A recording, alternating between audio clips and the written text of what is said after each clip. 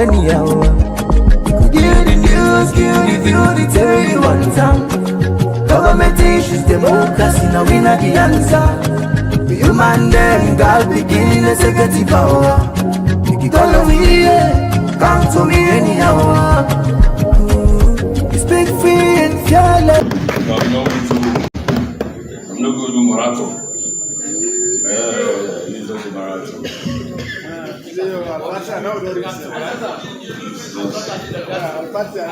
No marathon. My secretary did a very good job, and also the leader of the opposition and the other and the deputy leader too of the governing bench. So I'm not going to do any marathon, but just a testament that we are doing a very good job at the committee stage. Because I'm taking one approval from NASIT to the Minister of Finance, and Minister of Finance, and from NASIT to Minister of Finance, vis-a-vis positively, and they are ladies. So I told you yesterday in my contribution that I'm representing ladies in a very superior positions of states. So they look at them. Look at them. One of the daughters is my predecessor, and the other one a mentor. So I want to recognize that one. I really have much to say, but I've read their resumes to you. Each and every one of them, detailed profiles of them, detailed achievements, each and every one of these nominees in the professional services they have given to this nation and beyond the borders of Sierra Leone for the incoming DG and ETA. So we are giving them valuable classification and descriptions for what they have been doing in my report. So I stand with my report. I just want to commend the outgoing DG by age. He has retired, although he pleases the president to hire and fire. In this situation, it has to do with the pension scheme, the age. So I want to thank him for his marvelous job that he has done at NASIT. I hope he will continue to serve the state in another capacity as he places the president. But if he's around, Mr. Father Boy, I want to say thank you. And I want to say thank you all for making us proud as nominees. Keep up the good work, and I hope we continue to strive as a nation for a better Sierra Leone. These are professionals, every one of them, well seated. They all have passion for where they are going. In fact, Jabati said, in fact, where I'm going, I'm more comfortable. I have other things to do. She's retired, but she's saying I want to flex my professionalism in other areas. I've been to the I've been at the bank during my activities at NASIT, at Minister of Finance.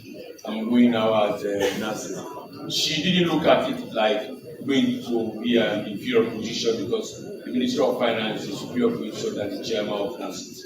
So thank you. Look at my mentor's daughter, Isata Kamanda.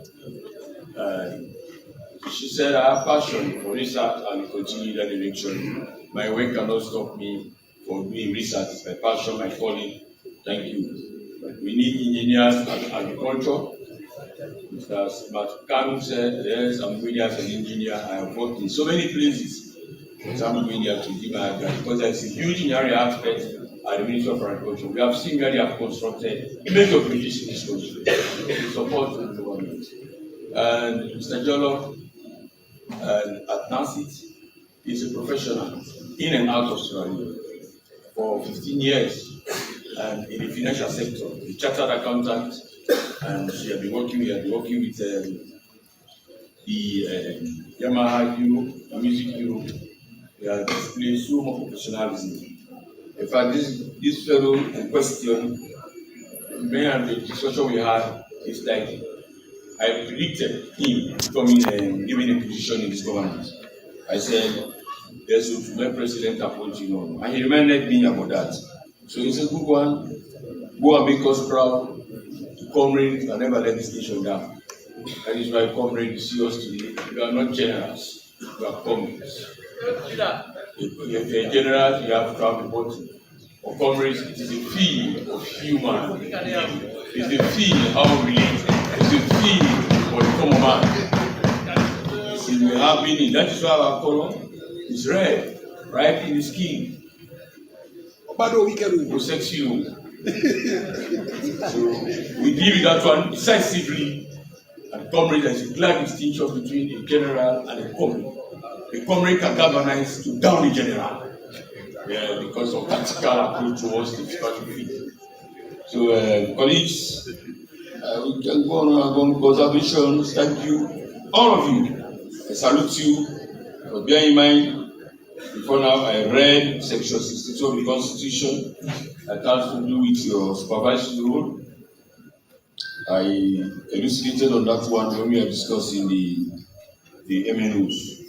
And 60, just upper, you have 61 higher and fire to be celebrated as he pleases the president. But as I said, you have worked well. I know in the position of other professional positions that has to do with the private sector governance, I know you know how to handle issues of governance. Finally, this is the reason why we think to strengthen women. How many women you have today? 3. Yeah. Highest position in that institution. The ministry. Deputy Minister of Agriculture, 1. Doctor. Deputy Minister, 2. Finance. Assistant Marine. These are the things I'm looking for. Both of them, they are going to very strong positions in those ministries. So we are not fighting gender because we are not bringing gender into play. We are not fighting it. We are trying to come gender parity. We are not, it's not only putting it on paper, but we are practicalizing it. We calculate 7 nominees, 3 of them are women. So you are above 30%. 7, 4 men, 4 women. But in fact, they have lofty qualifications. Check them. Those ladies. All of them, they have masters, PhD. I'm not equating them with men. I'm just talking about them. They are very good people. I really with them. And we just try for people to understand. Gender has no space in our language in terms of quality of service and representation. That is what we want to kill it using the proportional representation systems, using Section 50 of the Public Elections Act 2022. We want to kill the thing that is frustrating our women. We are not in the 18th, 19th century. We are in the 24th century where we think women can play a better role in our society. Thank you very much, Mr. Speaker, for giving me the platform. Thank you very much, colleagues, for your contributions. And I wish you all.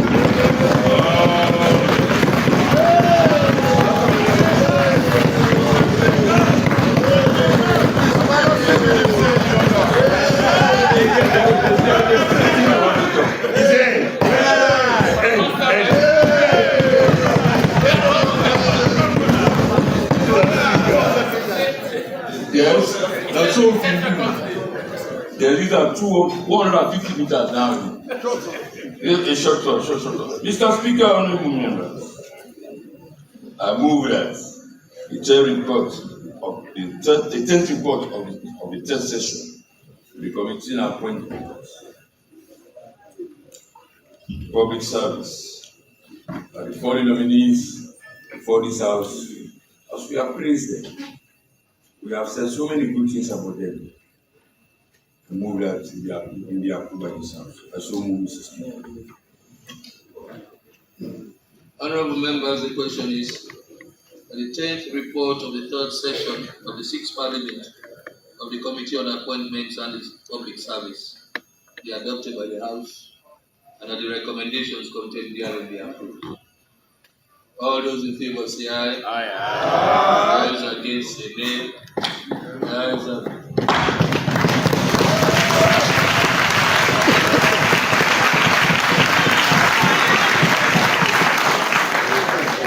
Motion of the Committee on Appointments and the Public Service, moved by Honorable Matthias Numa, seconded by Honorable Aaron Ekoroma, has been approved. On behalf of Parliament and the people of the Republic of Sierra Leone, I want to take this opportunity to congratulate you on your approval. Go and do something different in those offices. Thank you very much. You ready?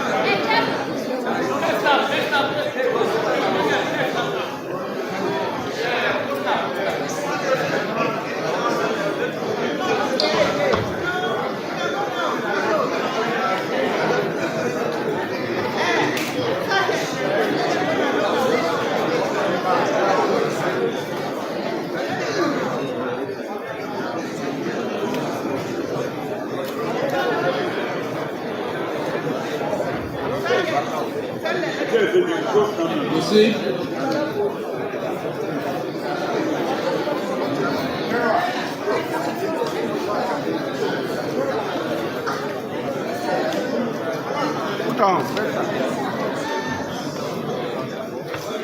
Mr. Speaker, honorable members, be it resolved that this honorable House hereby ratifies the following agreement which was laid on the table of the House: joint venture agreement between the Sierra Leone National Shipping Agency and Xinjiang Shihai Group Company Limited for the establishment, operation, management and development of the Sierra Leone Ocean Shipping Company Limited for the operationalization of Sierra Leone's national carrier under the Sierra Leone National Shipping Agency Act.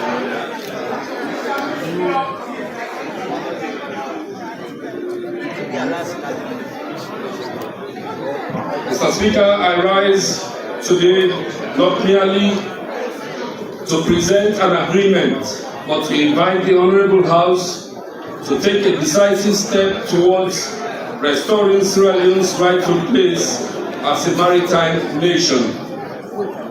I therefore move that Parliament ratifies the joint venture agreement between the Sierra Leone National Shipping Agency and Shihai Group Company Limited for the establishment of Sierra Leone Ocean Shipping Company Limited, SLOSCO. This agreement gives life to the national carrier mandate created under the Sierra Leone National Shipping Agency Act 2025. It transforms an act of parliament from a statement of national ambition into a functioning commercial enterprise capable of carrying Sierra Leone cargo across the seas. Mr. Speaker, honorable members, for decades, ships have entered and departed our waters carrying our minerals, agricultural products, fuel, machinery, and consumer goods. Yet, while Sierra Leone has generated the cargo, foreign carriers have overwhelmingly earned the freight revenues. We have stood at the gateway of international maritime trade, but we have participated mainly as spectators. We have owned the cargo, but not the ships. We have created the demand, but captured too little of the value. This agreement gives us an opportunity to begin changing that reality.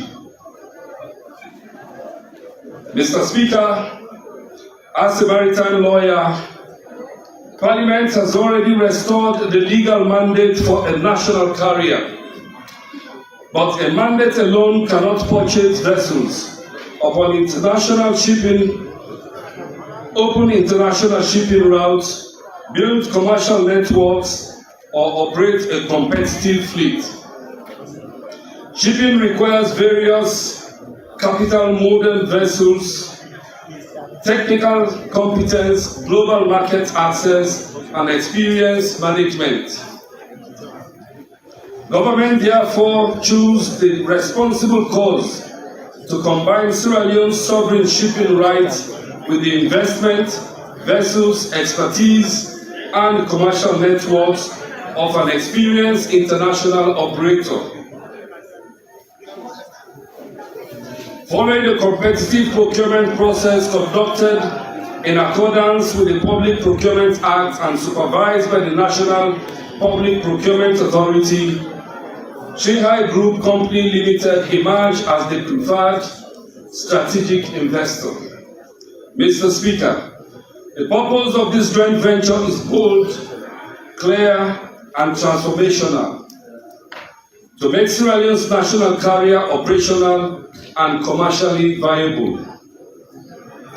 SLOSCO will enable Sierra Leone to participate directly in international maritime trade, strengthen national control over strategic cargo movement, create jobs, develop maritime skills, attract investment, generate taxes and dividends, and retain within our economy a greater share of the value created by our own trade.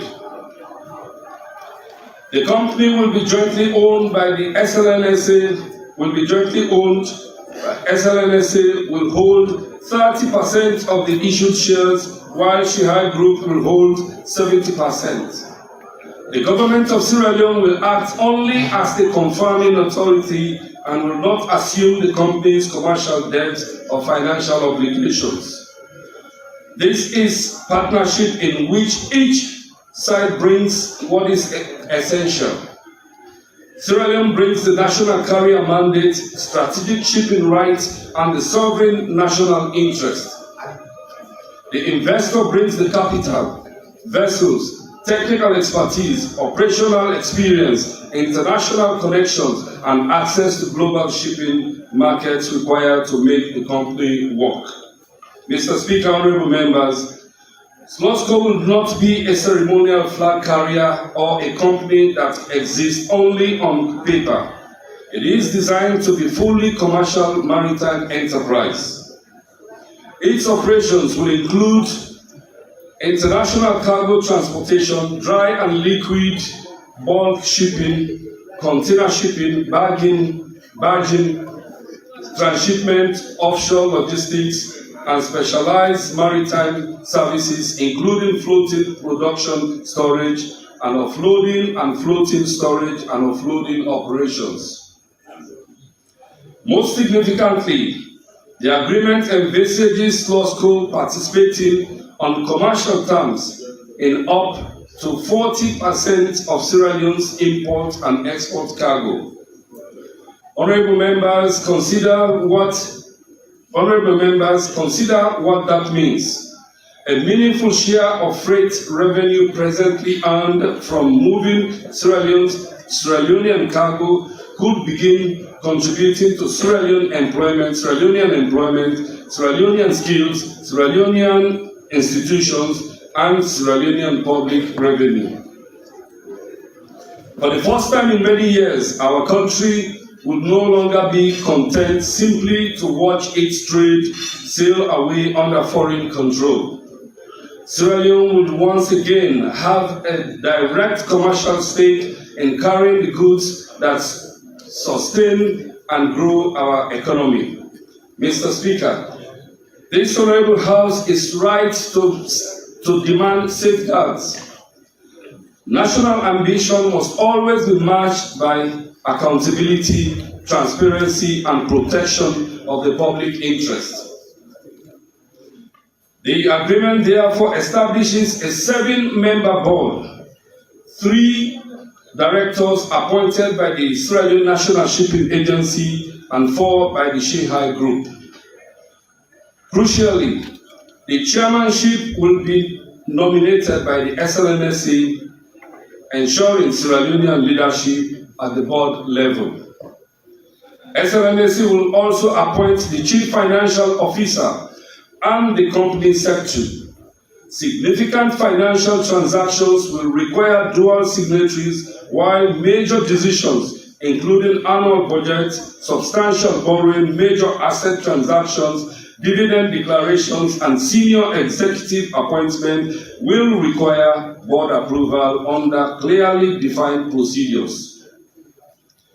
The agreement further provides control over share transfers, preemption and buyout rights, structured dispute resolution and arbitration and mechanisms, and compliance with environmental standards, anti-corruption laws, and recognized principles of corporate governance. These are not decorative provisions. They are practical protections designed to ensure that commercial efficiency does not come at the expense of Sierra Leone's national interest.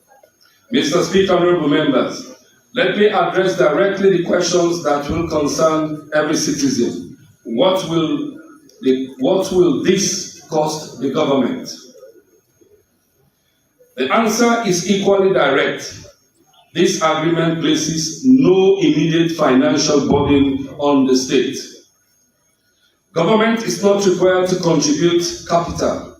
Government is not required to borrow. Government is not required to provide a sovereign guarantee, and government is not required to assume contingent liabilities. Neither the government nor the Ministry of Finance is obliged to provide financial support unless such support is separately authorized in accordance with the Constitution and the Public Financial Management Act. The investor assumes the commercial risk. Sierra Leone retains the opportunity to benefit through jobs, taxes, dividends, technology transfer, institutional development, and wider economic growth. Honorable members, this is not public debt disguised as investment. It is a commercially structured partnership that seeks to mobilize private capital in support of a strategic national objective. Mr. Speaker, the true importance of this agreement cannot be measured only in ships, cargo, or balance sheets. It will create employment for Sierra Leoneans. It will support technology transfer. It will strengthen our maritime institutions. It will provide investment in the maritime school and help train new generation of Sierra Leonean seafarers, marine engineers, logistics professionals, and shipping managers. It will deepen local participation in international shipping, strengthen the logistics sector, improve government revenues, and raise Sierra Leone's profile within the global maritime industry. This is therefore not simply an investment in vessels. It is an investment in people. It is an investment in skills. It is an investment in national capability. It is an investment in Sierra Leone's long-term economic independence. Mr. Speaker, honorable members, history will not remember us merely for the agreements we debated here. It will remember us for the opportunities we seized or allowed to pass. For too long, Sierra Leone has watched others transfer our exports, carry our imports, and earn the revenues generated by trade through our own shores. We now have before us an opportunity to begin rewriting that story. This agreement does not mortgage our national asset. It does not surrender our sovereignty. It does not ask government to burden future generations with debt. Instead, it combines Sierra Leone's sovereign rights with international capital, technical expertise, and commercial capacity to build a modern national carrier that can compete, create value, and serve the national interest.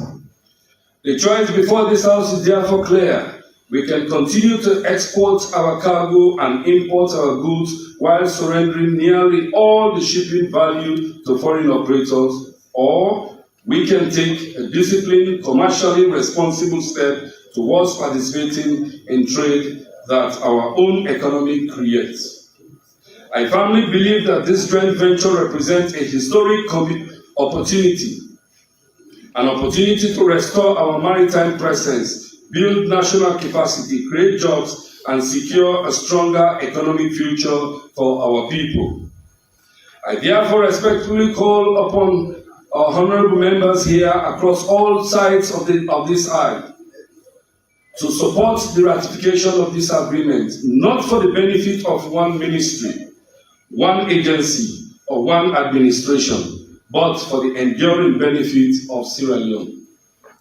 Mr. Speaker, honorable members, let us give Sierra Leone more than a national carrier in law. Let us give our country a national carrier that sails, competes, earns, and carries the hopes of our nation across the world.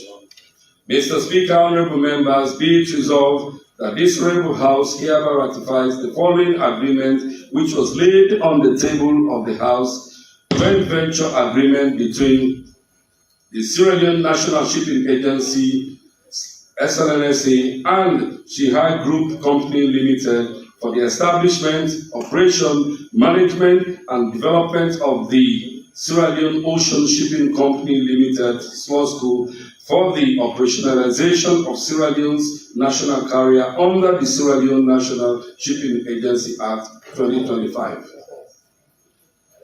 Mr. Speaker, I so move. Thank you very much. Thank you very much, Mr. Minister. Honorable members, the question is that this Honorable House ratifies the following agreement, which was laid on the table of the House on Thursday, 16 July 2026. Joint venture agreement for the operationalization of the national carrier mandate under the Sierra Leone National Shipping Agency Act 2025 through the establishment of the Sierra Leone Ocean Shipping Company Limited, dated 16 July 2026. Yes, Honorable Governor. Thank you, Mr. Speaker. Speaker, Please be very brief. I will. It's a mercy in this country. Mr. Speaker, permit me to also extend thanks to. What's wrong with your mic? Mr. Speaker, permit me to also extend thanks to the Chief Alhaji Faniture Esquire for a job well done. You know, when our learned colleagues take the podium, they most often do what we should do. He has already surmised and summarized what this joint venture agreement is all about. I will hasten to just reiterate some of the benefits that this joint venture will be bringing to Sierra Leone.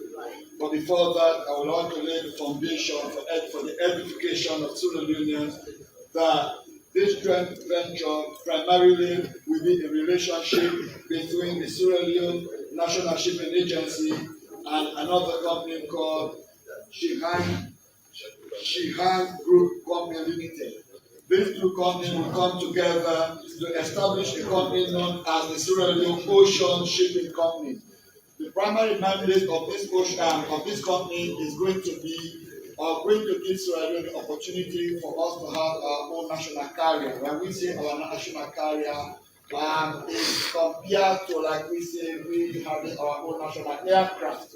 Our national carrier will enable us to have a vessel on the oceans, and that vessel will be charged with the responsibility of actually transporting cargo to and fro Sierra Leone. Mr. Speaker, honorable members, the company has a governing body. Like succinctly put by the honorable minister, there is going to be a board of this company. The board is going to comprise of 7 members. 3 of those members will be nominated or appointed by the Sierra Leone National Shipping Agency, and 4 of the other members will be appointed by the other partner. Further to that, even the appointment of the CEO, the deputy CEO, the finance officer, and the deputy, those responsibilities has been properly laid out. The chief executive officer and its deputy will be appointed by the Shihai Group Company, and the chief finance officer will be appointed by the Sierra Leone National Shipping Agency. When you actually look at what this agreement will be bringing to Sierra Leone, Mr. Speaker, honorable members, we've been saying We want jobs, and His Excellency the President has promised Sierra Leone that within this time bracket, I will be providing X amount of jobs. This is one such opportunity.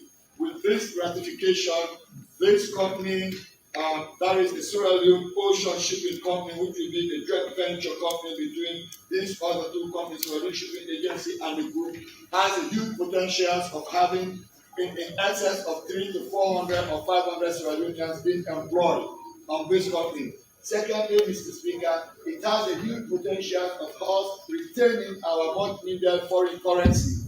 Before now, Mr. Speaker, foreign currencies that used to come within the marine sector used to be owned by carriers that were owned by foreign companies. Because we are going to own our own national company, we will be retaining a huge chunk of these foreign currencies, and those foreign currencies will be retained within the Sierra Leonean economy. Another third advantage that this joint venture agreement will be bringing to Sierra Leone is the fact that it will generate the much needed resources that this nation needs. I mean, this company will be paying taxes. I mean, there will be a clear-cut revenue stream that this company will definitely bring to the Republic of Sierra Leone. Mr. Speaker, honorable members, this company the shares of this company will be distributed first. The Sierra Leone National Shipping Authority Agency will have 30%, and the Shihan Group will have 70%. But most importantly, Mr. Speaker, all of these activities is going to be of no cost to the government of Sierra Leone. The government and the people of Sierra Leone will benefit hugely with no cost. The Ministry of Finance, all ministries, departments and agencies are insulated of either providing or guaranteeing any debt or even issuing a sovereign guarantee. Meaning the financial resources for the sustenance of this company is going to be borne predominantly by the second party, call it Party B in joint venture. Mr. Speaker, honorable members, without much ado, the legal framework is well laid down. The laws governing these companies are going to be the laws of Sierra Leone, unless otherwise will be actually referred to arbitration. Without much ado, it's a non-contentious agreement that will bring in much benefit to Sierra Leone. I beseech you all to distillate past this agreement so that the benefits that are enormous will be enjoyed by the people of Sierra Leone. Yes, Honorable Tambakeli. After Honorable Tambakeli. Yes, thank you, Mr. Speaker. First and foremost, let me thank the Minister for the innovative idea of having Sierra Leone to have its own national shipping company, so that we can have control over the exportation and importation of items into our country. And for all the advantages my learned friend has pointed out, I have just one concern, Mr. Speaker. Fact, the shareholding is my main concern. Sierra Leone National Shipping Agency is already an existing entity. It has what we call goodwill. In all commercial transactions, the goodwill is a significant asset. How was that goodwill valued? Does that 30% reflect the goodwill, the expertise, everything that has been gathered by the Sierra Leone National Shipping Company over the years? Mr. Speaker, you recall when the finance minister was there with us, he floated the idea of us having significant control over our own resources, like it used to be in the days of NDMC. I come from Kono. You recall that NDMC had 49%, the government of Sierra Leone had 51%. The company did not abandon Kono to say, oh, no, this is not good for us. In fact, they intensified mining operations. So, in other words, Mr. Minister, much as I applaud his effort and I thank him for that, consideration should be given to upping the shareholding of Sierra Leone, taking into account that the Sierra Leone National Shipping Company is an existing entity And it has goodwill. Goodwill in every commercial transaction is a significant factor. So with that said, Mr. Speaker, I do commend, and again I end by thanking the minister. But please give consideration to increasing the shareholding of Sierra Leone. I mean, the Minister of Finance is thinking, he has innovative ideas, and I pray he's able to effectuate and actualize those ideas so that we have finally control over our own resources. If you come with your capital, you want to invest, you want to mine our rutile, etc. Well, fine, we don't have the money, but the rutile itself, that asset we have, should be a significant factor in determining the shareholding. So thank you, Mr. Speaker.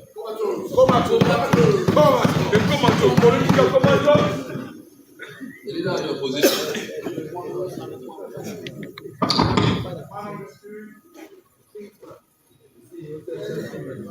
You don't get constituency.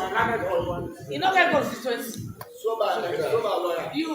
William Stanley no get constituency.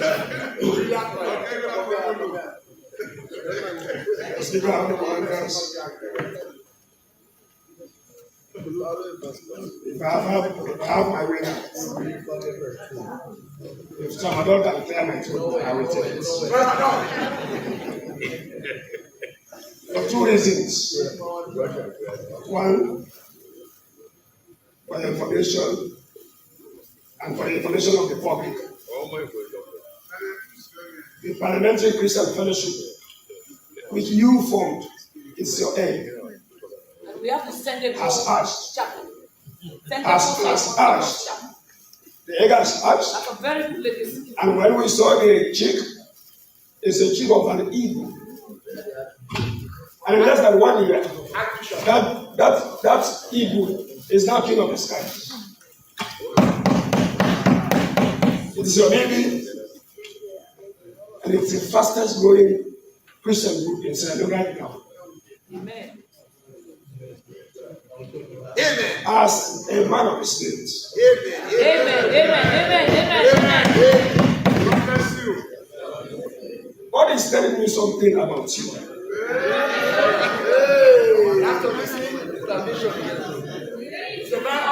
He says he so commends you so much by establishing his altar in this lawmaking institution. And he is about to overbless you to the extent that not only to bless you, but he wants to bless all those who bless you.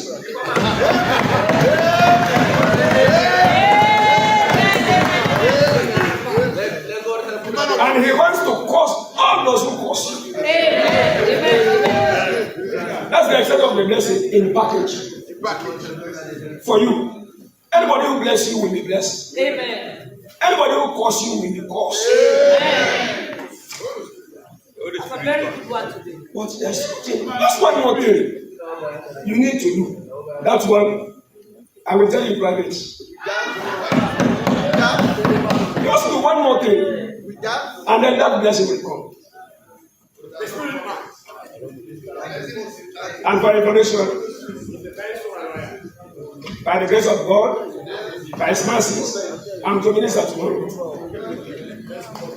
I will minister tomorrow at that Parliamentary Christian Fellowship for about 20 minutes. And the topic is, when heaven signs your receipt. When heaven signs the receipt. So I invite all of you tomorrow, be you Christian or Muslim, please just come and listen. Just listen. When heaven signs the receipt, what will it look like? I would just like it to one. We are all above 30 years here. How did you feel at the 11 years work? At the end of the 11 years work, how did you feel when former President Agnes, former President Tijan Gaba announced in just 3 words, the war is over. The war is over. How do you feel? From your panic from your fear. Now the president has announced the war is over. Come tomorrow. You will see similar pronouncements on your behalf. On that note, Mr. Speaker, honorable members, this document before us is a very good one.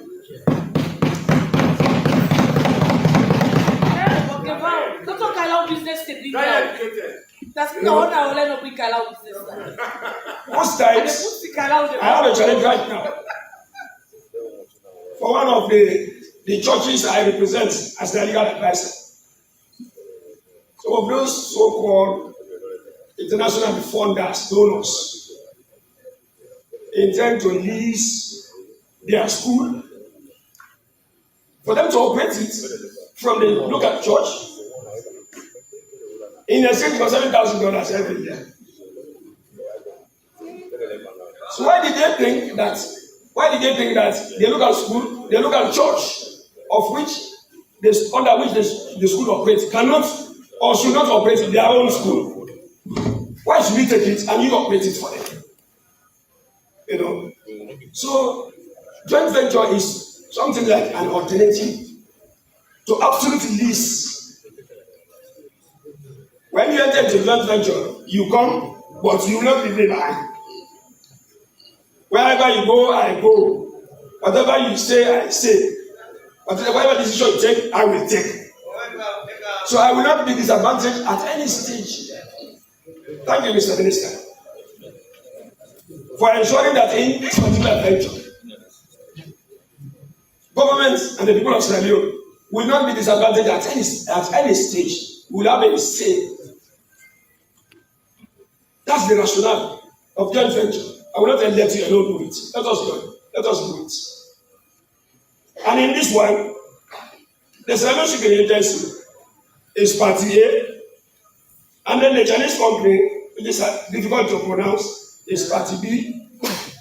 And then they all come together now and form a new company. They are one party to that company. That company is now called Sierra Leone Ocean Shipping Company. Mr. Speaker, honorable members, this joint venture is for 25 years. It's for 25 years, but it's subject to renewal of 5 years, and the option of the parties, meaning it is not by force. Once we approve today, 25 years is certain, except if there is a material breach, the termination may come in. But in the absence of a material breach, 25 years, trouble. After 25 years, at the option of the parties, you can renew 5 years. Which is standard. It is not strange. It is not strange. Mr. Speaker, honorable members, the shares between those joint venture companies on the Sierra Leone side is 30%. On the foreign company side, the Chinese, is 70%. Sometimes as I read that one, I became a little bit dissatisfied. But that is 70. I'm not an expert, but I know marine resources is great. It's great. And I even saw mention of possibility of oil exploration. I saw something there. Something touching on oil in our marine world. I don't know if I'm correct, but Mr. Minister, in your response, please clarify that. So I saw something circling around oil. Exploration of oil. Of course, fish industry, that's strong. But I saw something on oil. So just 30-70, well, that's been done. And you know, my incapacity, and when I say really, I mean parliament, my incapacity to change it has never satisfied me. That is why I'm most times reluctant to give a say or to have a say on such agreement, because my conscience tells me you can do nothing. It's like just formality. Mr. Speaker, honorable members, for this particular one, government can look to the salient side of the agreement, but government is not a real party. You cannot sue government on any breach. Government is not a party. That one, I think, is good. Because somebody tells me, of which I believe, that government is not a good businessman. Government is not a good businessman. What government ought to do is to allow private sector to take over, and then they hold on to monitoring and collection of taxes at all levels, no leakage. The role of government is to identify more tax base, focus on your tax base and collect, and leave the business to private sector. Thank you, Mr. Minister, for proving that government is not a good businessman. It should focus on collecting taxes and looking for other opportunities to broaden the tax base. Mr. Speaker, honorable members, when I saw provision under dispute resolution,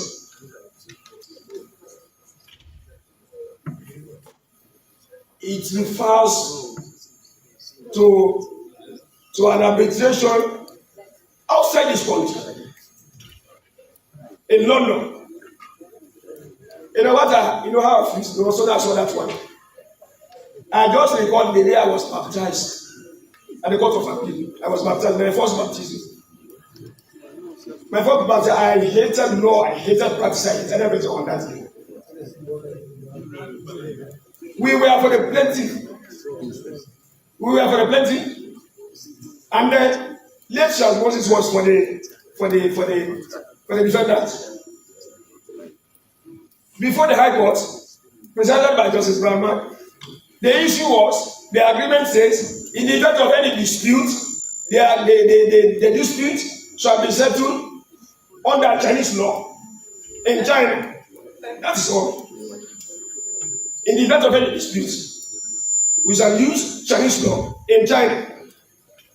And then there was a dispute where this defendant owes the plaintiff huge sums of money, close to what, $1.5 million. So Brownman, during the trial, established, did you owe or do you owe the plaintiff? The defendant said, yes, I owe you. I owe 1.5. They say, how much? $1.5 million. When were you supposed to pay this money? Just by example. Says I was supposed to pay in March. And this is August. You were supposed to pay in March. Yes, I was supposed to pay in March. But have you paid? Say, no, I have not paid. But I actually owe you. Nothing is paid. So Grandma goes, true. You owe this back. Why can't you pay? Pay. If you owe him, then pay. So he moved in our favor. Just what is appeal. They appeal on the grounds that the High Court has no jurisdiction to preside over such matter because of the agreements. The agreement says the Chinese law shall apply, not Australian law. So in the court of appeal, the appeal was allowed. That was my first baptism. The appeal was allowed, and we failed. Just because of that provision. So when I saw this one, I was not happy. But can I change it? The answer is no. But why? Under which law? I don't know. As far as I'm concerned, we should have power to adjust in the interest of this country. But if it comes here, I cannot change anything. I'm sorry. I cannot change. I cannot change.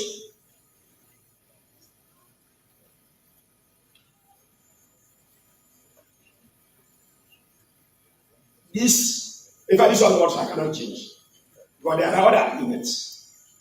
I read another, the last one, that one is the best model. If I had my way, I would have said the other 3 agreements include plus these 4. Copy verbatim the 5th one, or the 3, copy the 4th one. We use those models. But the arbitrators, there shall be 3. 3 arbitrators. The 3 arbitrators, one to be nominated by one party, the one to be nominated by the other party. And then they say now, the 3rd shall be nominated by a neutral body. A neutral body from anywhere, we don't know. But in the other agreements, it says the first option lies with the 2 parties to agree on the 3rd person. In the event the 2 parties do not agree, then the final one now, without which nobody can appeal, is that the two arbitrators, if you the parties, you have the chance to appoint a 3rd, you cannot, then you appointed me on your behalf, he was appointed on his behalf, we appointed 2 arbitrators, we can appoint a 3rd. That's fair enough. But for the arbitrators to be appointed by a foreign body from nowhere, from where, I don't know. It may be compromised. Or somebody may have something in mind that has been arranged even before coming here. But can I change it? The answer is no. Mr. Speaker of members, this one is also unacceptable. The provision for tax is also unacceptable. Tax exemptions is also unacceptable. It says when anytime necessary, tax exemptions, government will decide to exempt tax whenever necessary. So meaning, if it is not necessary for the entire time of the joint venture agreement, there is no need. While in others, tax exemption has a caveat. Government allow tax exemptions on certain goods, importation of machinery or others, raw materials and the like, for 3 years. Then after that, you pay. That's fair enough. But to say tax exemptions unlimited, it can be 1 year, it can be 1 day. I will impose tax in the next day. I can impose tax in the next 1 week. Or I can choose not to impose for the entire 25 years. You just leave it open. Can I change it? No. Are you satisfied with that situation? As far as we can do nothing. That is the situation. We can do nothing. But thank God for the others. The others encourage me. But for this one, government can decide to exempt or impose as and when it thinks necessary. That allows impunity. It allows corruption.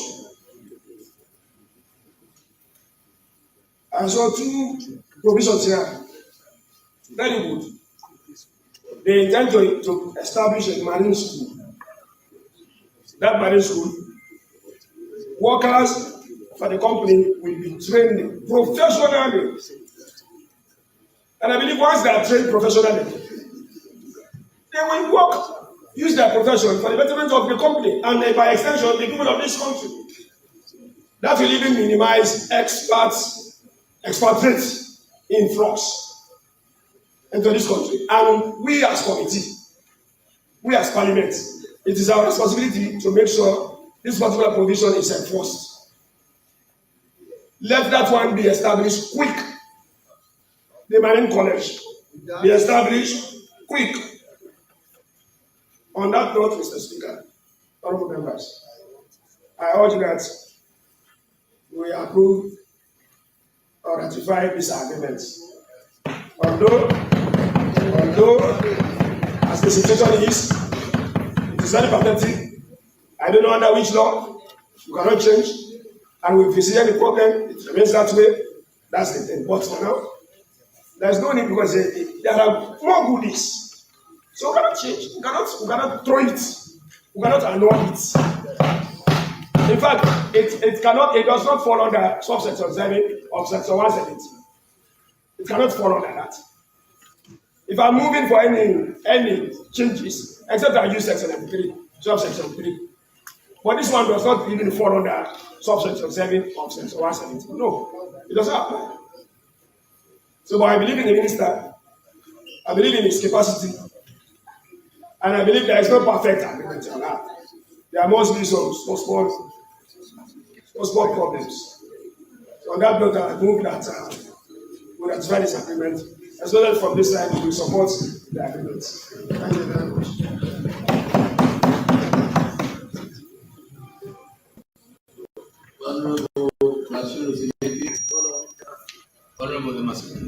Thank you very much, Mr. Speaker.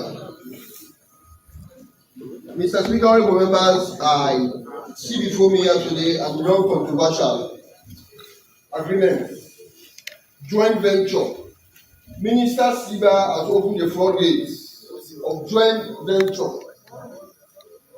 2 weeks ago exactly, we ratified a joint venture agreement that gave the government of Sierra Leone 30% and the partner 70%. Another agreement we see before you today gives government 30%, 70% to the partner. This is so good. Joint venture agreements all over the world today has unlocked the potential of government. And this is just what this agreement has done. Unlocking the potential of government through trade. Whether it is mining, fisheries, agriculture, that is just what this joint venture agreement has done. Joint venture, a country can benefit from it quickly. Today we struggle with agriculture. I hope that the Minister of Agriculture will cut a page from your diary by bringing joint venture. Bring the Chinese, tell them that we have the land. Let them bring the technologies and the money. Farm. If you are privileged to go through Asia, you realize you travel for 50 miles, you see maize farm. That's joint venture. That is just what we want to see today. So this agreement will unlock fisheries potential, agricultural potential, and mining mineral wealth potential. According to the UN Conference on Trade, we read that 80% of mechanized goods are transported by sea. Can you imagine? Whether it is through PPP or BOT. That is it, 80%. So you can see the potential of joint venture. That's the statistics from the UN. 80% of most of the trade that are done today globally are done through the sea. And this is just what Minister Fande Toure has brought before the House. What will be our role as members of Parliament in ratifying this? Definitely the President has that mandate. Section 40 of the Constitution, he can enter into any agreement on behalf of the state. And he has given that power to his ministers to enter into any agreement. But without prejudice, it is us Parliament that can ratify. And this is the leverage we have. And that is just what we are doing.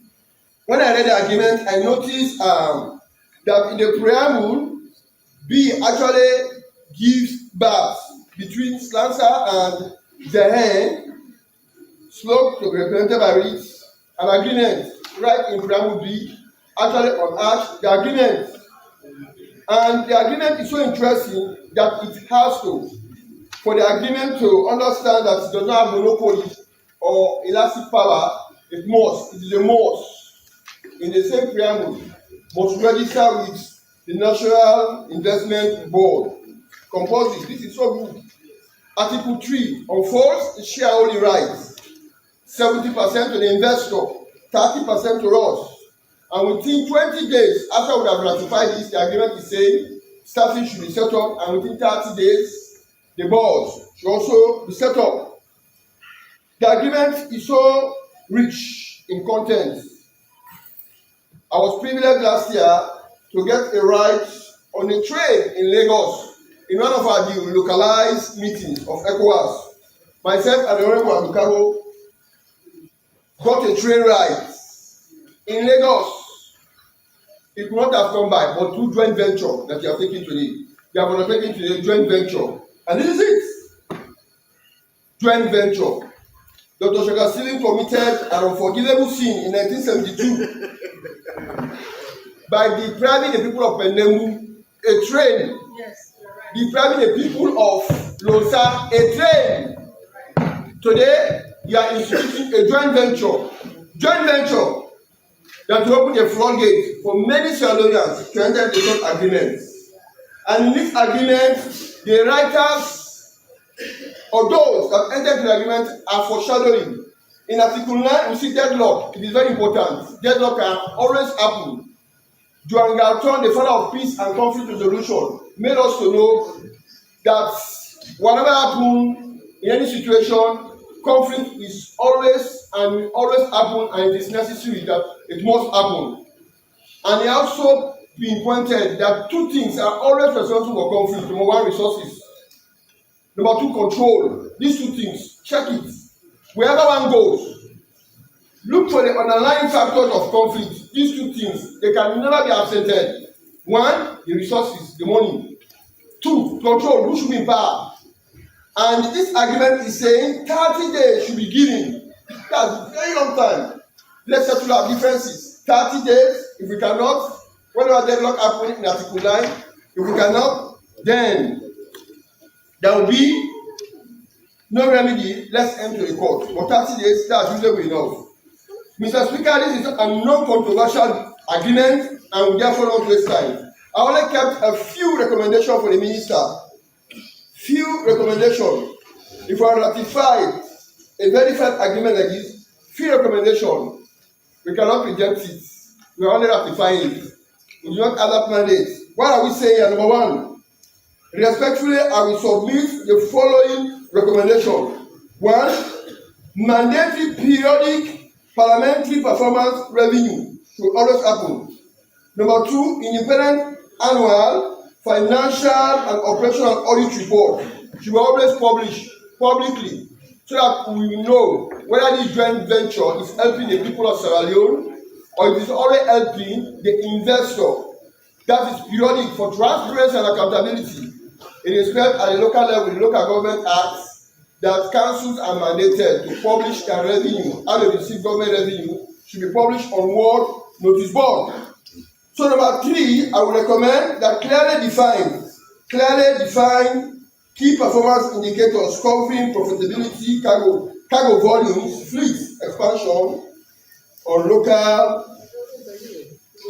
local employment and capacity development. We want to see the local content being seen. We know that definitely expatriates will come, and we don't want them to go with all that experience. I see opportunity of training our locals so that in a year or two, our locals will start holding managerial position. That is also what we recommend. We also recommend strong local content obligation in this agreement. Let it be seen. Number four, we also recommend full compliance with international maritime governance and environmental standards. And lastly, I will recommend a transparent revenue sharing framework. Let it be seen. Transparent revenue sharing framework that guarantees the people of Sierra Leone receive measures of economic benefits from the operationalization of slope. Such safeguards will ensure that our country is benefiting. Joint venture is very, very important, Mr. Speaker. We don't have the wherewithal, especially the money and the technology. But in this country, Sierra Leone, we actually engaged in a lot of joint ventures. We'll be there. You go to the USA or the UK today, most of the businesses they have little. Unless leaning on government, but joint ventures. Joint ventures. I begin to see the potentials of our youth through joint ventures. We struggle. Joint ventures. Joint ventures. We look forward, not only from you, but from other government ministers to bring agreements to this world. wherein all of us will benefit. Mr. Speaker, I want to all members from both sides for us to lend voice for a quick approval of this final agreement. I thank you very much.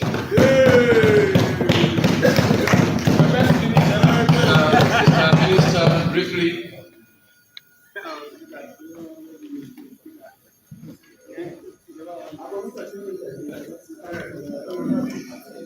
Mr. Speaker, honorable members,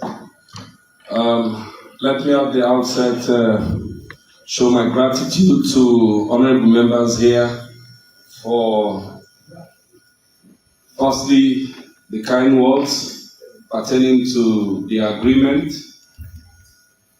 and secondly, for the observations which both sides of the aisle has made,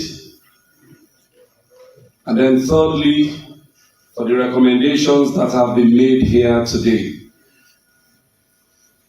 I want to assure honorable members that I took copious note of all the recommendations, the comments made, and this is the reason why we will be reviewing the agreement every 5 years. So we have taken note of these recommendations, and I want to assure the House that we will ensure that we do more in the best interest of Sierra Leone. It was a very difficult negotiation. Difficult because we all know the Sierra Leone National Shipping Agency, where it has come from. And again, you have this company coming in saying that we will provide the vessel, and the shipping agency does not have a single vessel. We will provide the capital, and this Sierra Leone National Shipping Agency does not have the capital. They were really struggling. Thirdly, they said they are going to build a maritime school. Honorable members, this is a very, very difficult decision. Being that we are not providing a single cent, but like my learned colleague said, that for the goodwill, and also I took note of what my learned senior here said about the issues that he has mentioned. We will definitely look into those issues, especially when reviewing the agreement. But one thing is clear, that we have 7 board members, and those major decisions that will be taken, out of those 7 board members, we will have the chair to the board. And no major decision will be taken without going through the board. Finance as well, when it comes to transparency. For finance, Sierra Leone, as a Sierra Leonean, would be the chief finance officer in ensuring that everything that is done there will be done in line with our laws. Once again, I want to thank members of Parliament, honorable members, and the Honorable Speaker for this. And Mr. Speaker, honorable members, be it resolved that this Honorable House hereby ratifies the following agreement which was laid on the table of the House. Joint venture agreement between the Sierra Leone National Shipping Agency and the Shinhan Shihai Group Company Limited for the establishment, operation, management, and development of the Sierra Leone Ocean Shipping Company Limited Small School for the operationalization of Sierra Leone's national carrier under the Sierra Leone National Shipping Agency Act 2025. Mr. Speaker, I so move. Honorable members, the question is that this Honorable House ratifies the following agreement as stated. It was laid on the table of the House on Thursday, 16 July 2026. All those in favor say aye. Aye. Those against say nay. The ayes have it.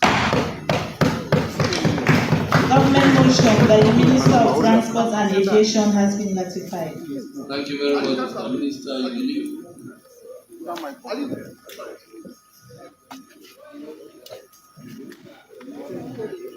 Next. Government motion, the Minister of Trade and Industry.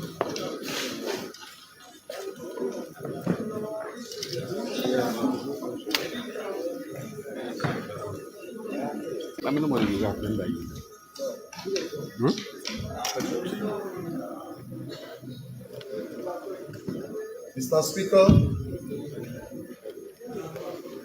honorable members, be it resolved that this honorable House hereby ratifies the following agreements which were laid on the table of the House on Friday, 31st July 2026.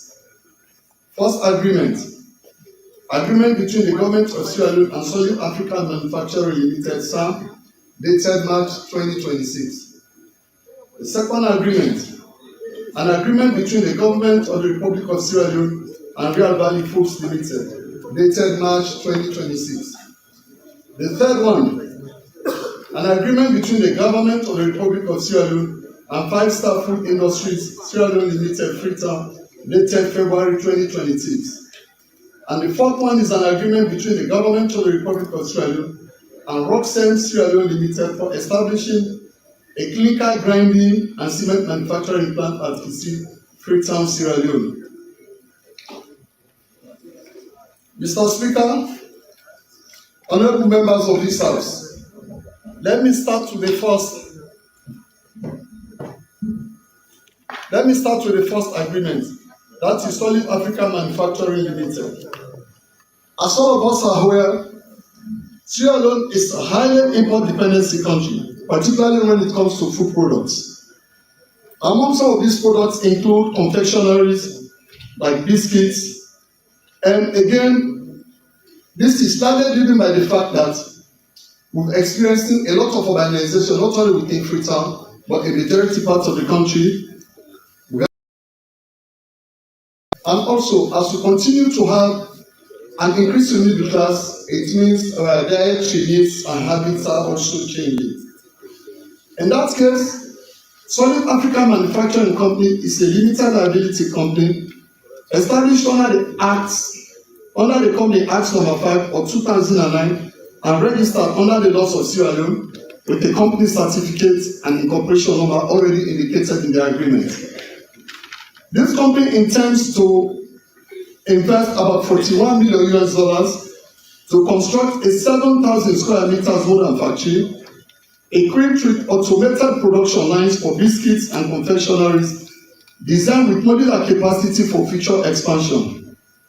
This company will produce a diversified range of biscuits and confectionery products, including 20+ biscuit varieties and multiple confectionery lines that include candies, lollipops, toffees, chocolate bars, chocolate-coated wafers, and seasonal sweets, with the primary objective of trying to meet one of the government's strategic objectives of promoting private sector investment in the confectionery sector. As all of us are aware, such an agreement has significant benefits and also has major strategic relevance. One of them is a significant reduction in our foreign exchange, a significant reduction in the amount of foreign exchange we used to import. It means if we are able to establish this industry, we'll reduce on the amount of forex we use to import most of these products. Again, this will help improve our industrial capacity and also strengthen our agro-processing linkages.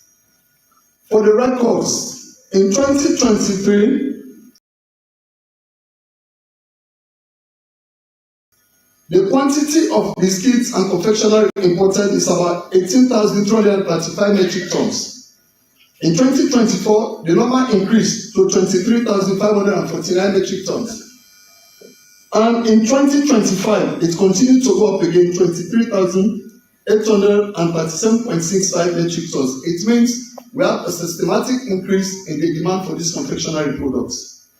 So again, with this in mind, and the investment of $41 million for the construction of 7,000 square meters modern factory, I hereby wish to request honorable members of this House to approve because of the following benefits this will bring to the country.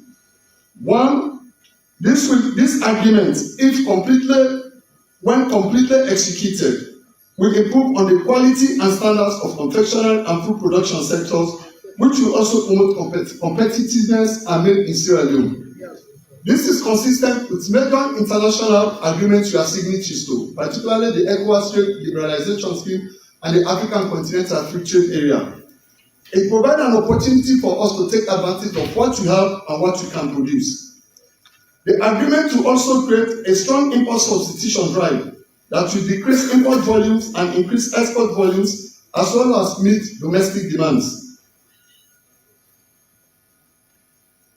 Again, Honorable Speaker and members of this House, if you approve this agreement, this company will continue to support locally owned businesses, particularly SMEs, through targeted procurement and also sourcing of specific Sierra Leone agricultural goods that are required for this. With this in mind, honorable members of this House, I hereby give this submission for the Solid Africa Manufacturing Company, which is the first of the agreements I'll be presenting here. I'll now proceed to the second one. The second one is Real Food Values Limited. Again, I'll emphasize this when it comes to the importation of frozen and processed poultry foods, or when it comes to the consumption of this, we largely depend on importation. Things and foods like nuggets, sausages, and other related products, and other poultry products that are highly consumed and largely imported in this country. Interestingly, the demand for this product has increased over the last number of years for so many reasons. Firstly, rapid urbanization within Freetown itself and other secondary cities in the country, from Bo, Kenema, Kono, and Makeni. There is also a rapid growth in fast food outlets and hospitality sector in the country. In previous years, you only find most of these fast food outlets in the city of Freetown. Today, they are all over the country, whether from Kono, Bo, or anywhere. As I said earlier, as we continue to have a middle class, and as the number of the middle class increases, it means people have extra income to be able to spend. This has also forced people to have change in dietary preferences towards convenient protein sources that includes what I mentioned earlier. Generally, we have also seen an expansion in supermarkets and cold chain retail across the country. All of these provide opportunities for us. Members of this House, it will interest you to know that in 2023, 40 to 50,000 metric tons of this frozen food was imported in country, and the import value was about $50 to $60 million. In 2024, it was about 45,000, and again, as the prices continue to increase, the import value was about $55 to $65 million. And in 2025, the import value is about $60 to $70 million. Poultry imports represent one of the largest food import categories that if we increase domestic production, that can significantly reduce our import dependency on most of these products. Today, we have seen the number of poultry that has sprung up. We are producing most of the local chickens we consume. We are producing eggs, so I think it's also important that whatever we are producing are used to manufacture chicken nuggets, sausages, and the like. This will also strengthen SMEs and the local industries that are related to that sector.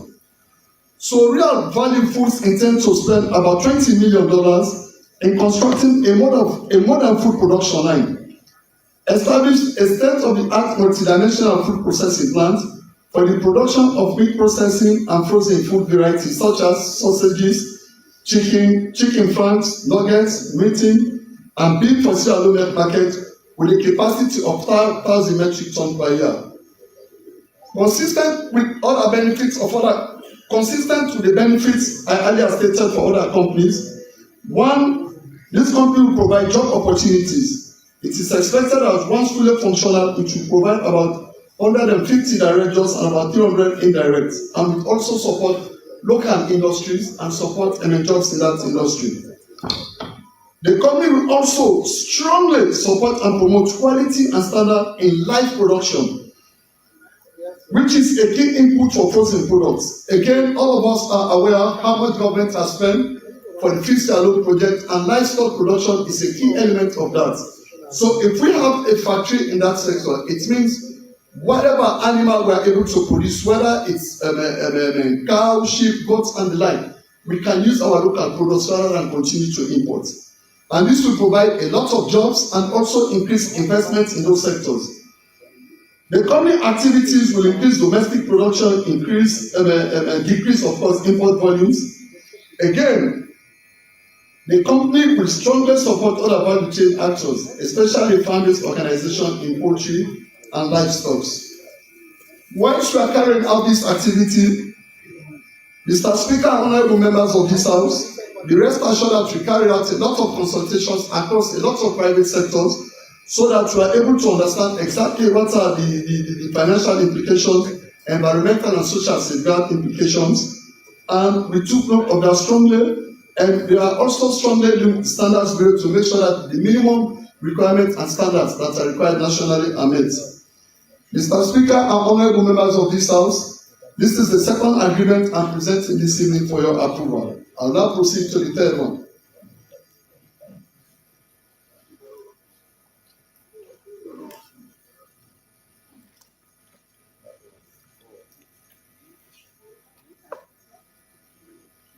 The third agreement is an agreement between Five Star Industry and the government of Sierra Leone. Five Star Industry is a limited liability company established under the Companies Act No. 5 of 2009 under the laws of Sierra Leone, its certificate incorporation number that is included in the agreement. They intend to invest about $25 million. I mean, the expansion is already going to construct a modern production factory, establish a state-of-the-art multidimensional food processing plant for the production of food varieties such as Maggi cubes, seasoning cubes, milk powder, packaging, cereal packaging, chocolate powder, and spaghetti for the Sierra Leone market. And also, once we exceed production, we can also expand. I'm happy to inform this House that the African seasoning and spice market is valued at about approximately $24.4 billion. And as a country, these are commodities we largely import, and the consumption has increased simply because of household cooking, restaurant and food vendors, institutional feeding for schools, the military, hospitality sector. So it means that a lot of West African countries produce over 100 million seasoning cubes, and these are consumed on a daily basis. Since we are heavily dependent on imports of these seasonal products, I think it's also important that we try to produce it locally. So this company, in turn, as I said earlier, has already started their expenditure, and they are spending. They intend to spend up to $25 million to establish this factory. And the benefits are mutual, like all other companies, in terms of provide jobs. We utilize our local goods that we produce and products that are produced locally. It will help us with import substitution and provide adequate foreign exchange for the country itself. And finally, if we are produced beyond what you can consume, you can also export to generate additional foreign exchange for the country. Honorable Speaker and members of this House, let me also now take this opportunity to present the final agreement I have here this evening, which is an extension and renewal of the agreement between Roxen Limited, and Sierra Leone.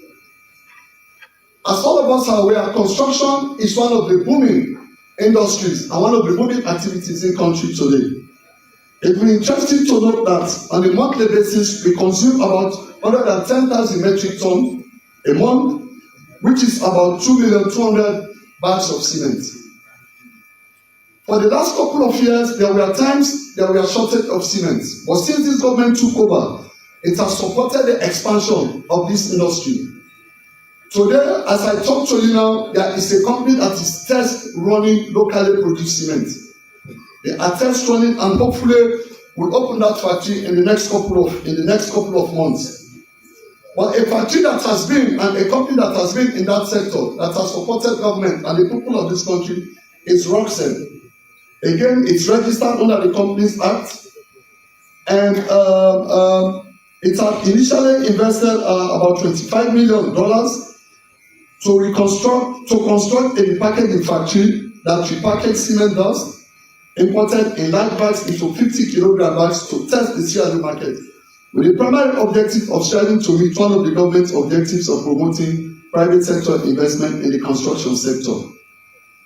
However, to date, they have proceeded to procure a cement grinding mill and the construction of a state-of-the-art multidimensional and full-scope cement grinding plant with a capacity of 500,000 tons per year at full capacity. And this is located in Kisii Freetown. I want to take this opportunity to invite Mr. Speaker, honorable members of this House, to visit the facility there in Kisii. Over the past couple of years, this company has played a key role in terms of providing jobs and in terms of importing cement. They have contributed to make sure that there is a consistent supply of cement in country. And they've paid, in terms of taxes, between 10 to 14 billion olios per vessel in taxes to government. Again, cement is one of those commodities we not only consider as essential, but it's also become a security commodity. Whenever there is a shortage in the market or we don't have enough, there is always a negative response from the public. I recall a couple of months ago when, because of all these global challenges in supply chain and the world, there was a slight shortage and there was a slight increment in the price. Again, the general outcry was strong. But as a government, we will continue to support that process and we'll make sure that we always create the enabling environment for these companies to thrive. And again, if this company is fully supported, this agreement is approved, we'll end up producing far more cement that is required. So that provides an opportunity to export and create and generate adequate foreign exchange for us. It also provides an opportunity for us to develop small local manufacturing companies, especially those in construction. And because of the efforts government has done over the last couple of years, everywhere in the country you go today, irrespective of whether it's a village or whatever, because of the availability of cement, we see that a lot of very good houses are coming up across the country, from villages, from Binti to Samale to Tihum to everywhere. You can see very beautiful houses coming up because we have a consistent supply of cement. Mr. Speaker, honorable members of this House,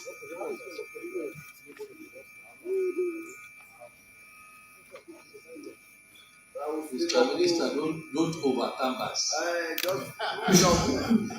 Mr. Speaker, honorable member of this House, The members have read the document. be it resolved that the Honorable House hereby ratifies the following agreements which were left on the table of the House on Friday, 31st July 2026. Honorable members, the question is that this Honorable House ratifies the following agreements which were laid on the table of the House on Friday, 31st July 2026. Agreement between the Government of Sierra Leone and Solid Africa Manufacturing Limited, SAM, dated March 2026. Agreement between the Government of the Republic of Sierra Leone and Real Value Foods Sierra Leone Limited, dated March 2026. Agreement between the Government of the Republic of Sierra Leone and Five Star Food Industries Sierra Leone Limited, Freetown, dated February 2026. an agreement between the government of the Republic of Sierra Leone and Rockcell Sierra Leone Limited for establishing a clinker, grinding and cement manufacturing plant at Isi Freetown, February 2026. Yes, Chair. Thank you very much, Mr. Speaker. Mr. Speaker, honorable members, let me take this opportunity to thank the Minister for bringing this agreement here. I am going to merge them, merge the consumables and non-consumables. I will merge the three because they are all interrelated. They have all the interrelated functions. We consume, they produce, we ask for job facilities, and we want to see or to encourage made in Yaso, SO2. What we produce here, we eat here. That is what we are hearing about. All these agreements, like the solid food, because we are now catering again for the youngsters, not only us. This toffee sweet that you see, it creates love and sweetness in the children. And let me tell you, sweet is what I campaign with. Sweets are sweets. They are very important. That is what I campaign with. Whenever I want to go on campaign, I carry my candies and biscuits. That helps. And I will remember vividly one day an old woman said, this woman has sacrificed a long issue. When they be picking SO2, when they be picking, waiting in ones, waiting they desire, waiting they buy. And that is sweet.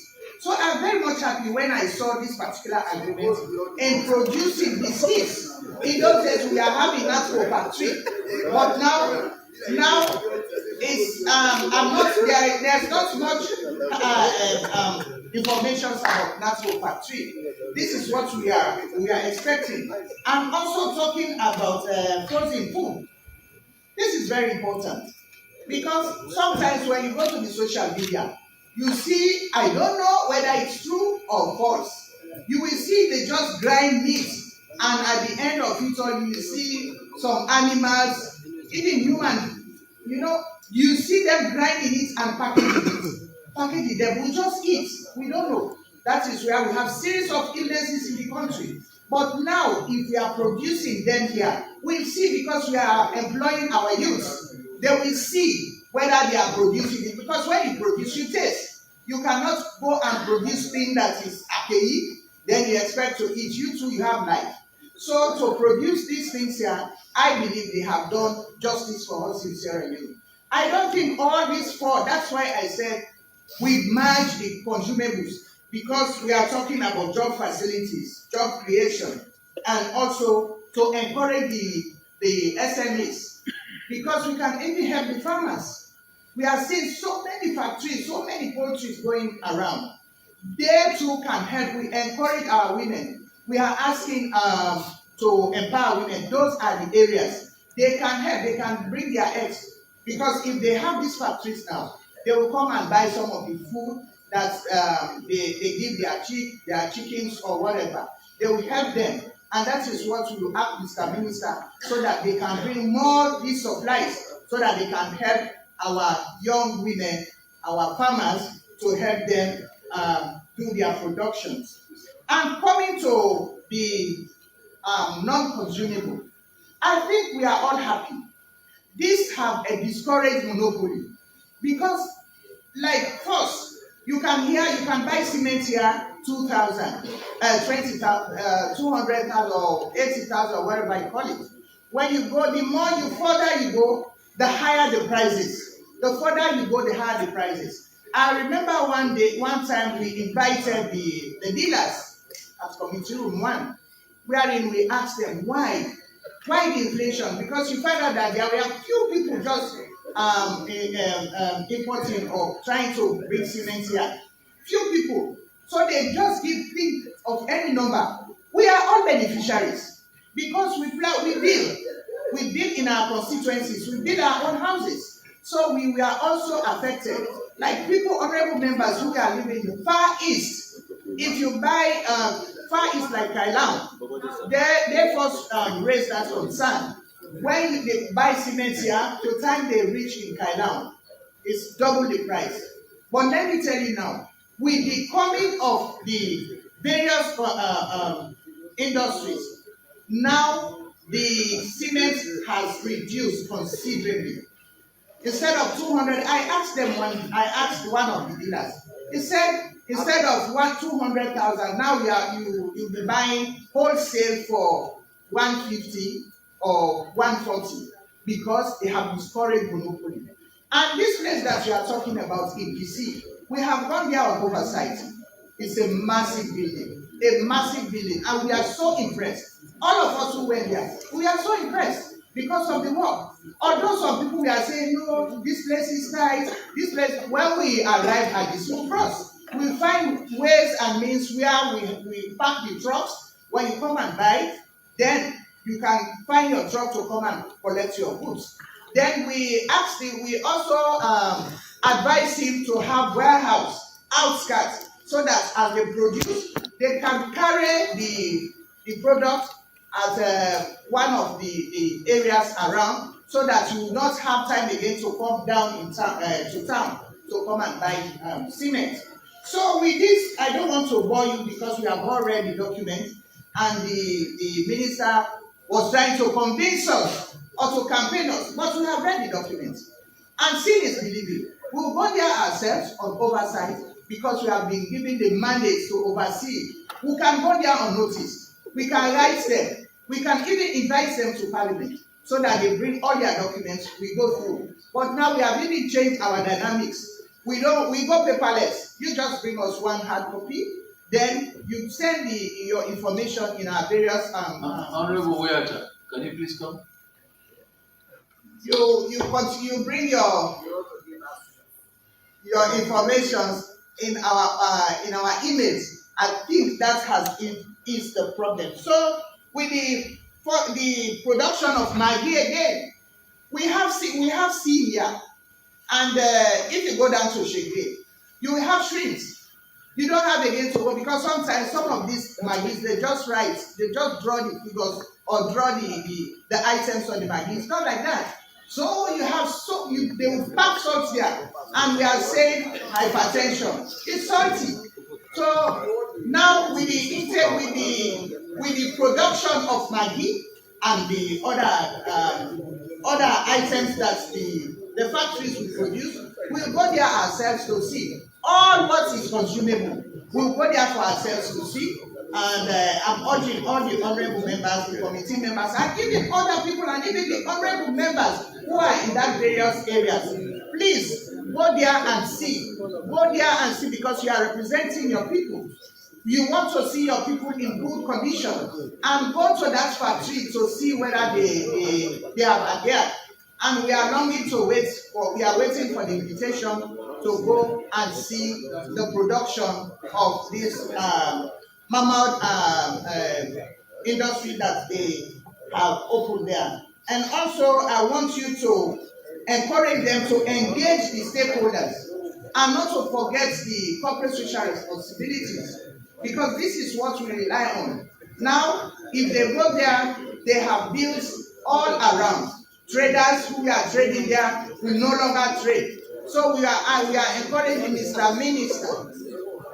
We are encouraging you to please tell them to continue their corporate social responsibilities, especially in terms of schools and religious areas. We are encouraging you so that you tell them, and also to create job facilities for the people around there. Now we are talking about out of country, out of Sierra Leone, out of Freetown. So we also encourage you we also tell you to encourage them so that they can employ the people out there, and also the youths around.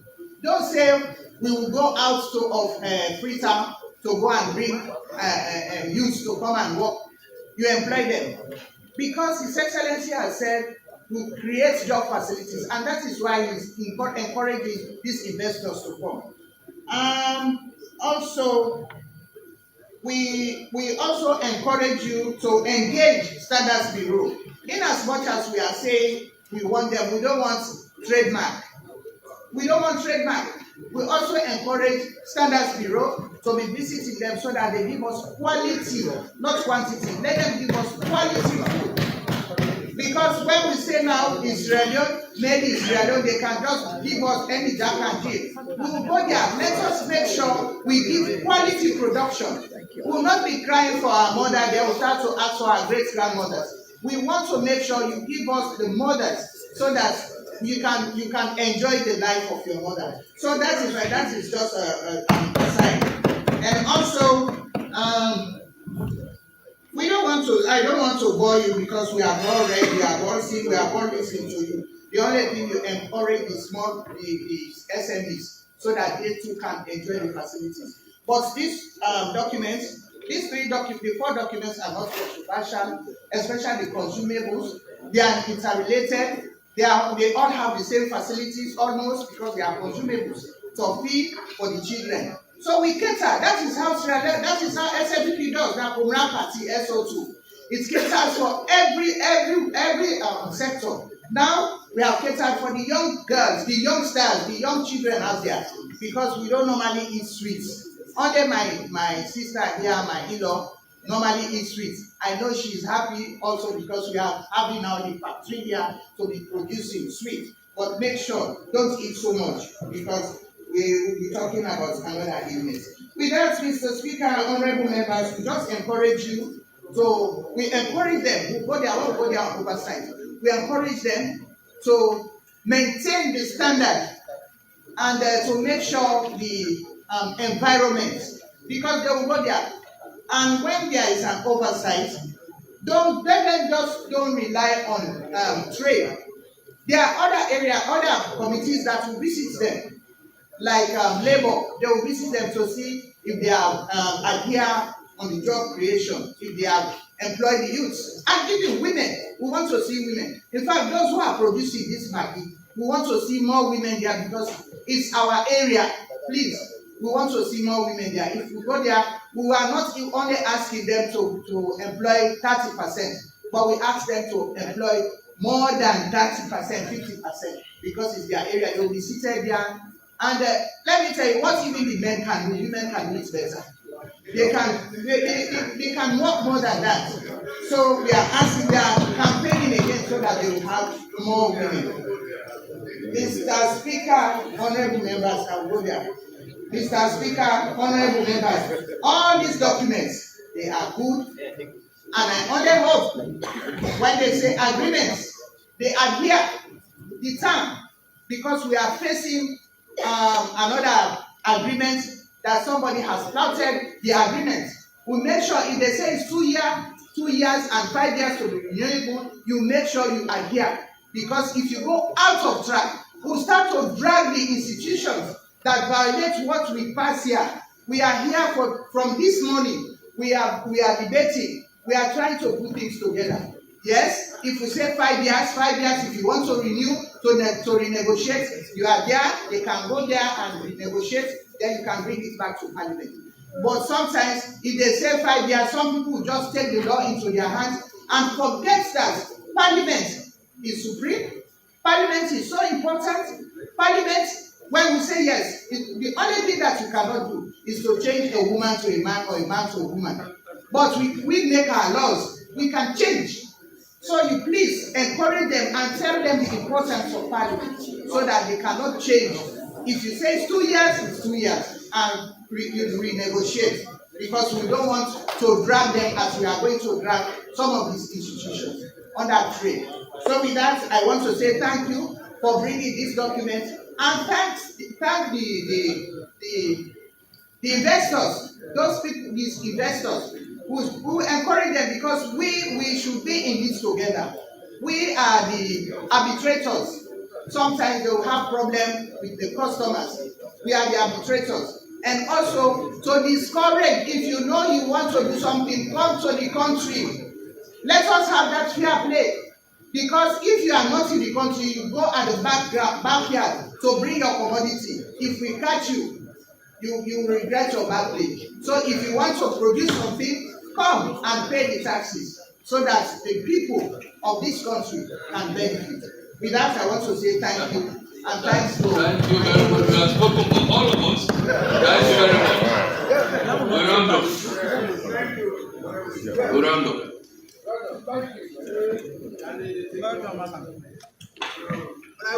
Thank you very much. You spoke well for all of us.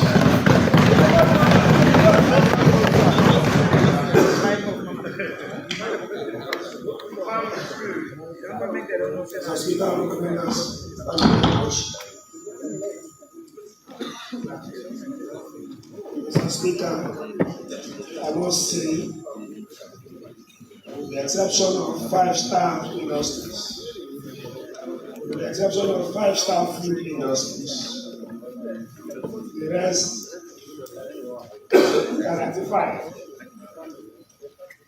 But for me, I have an issue with the wordings and the drafting for 5-star food industries.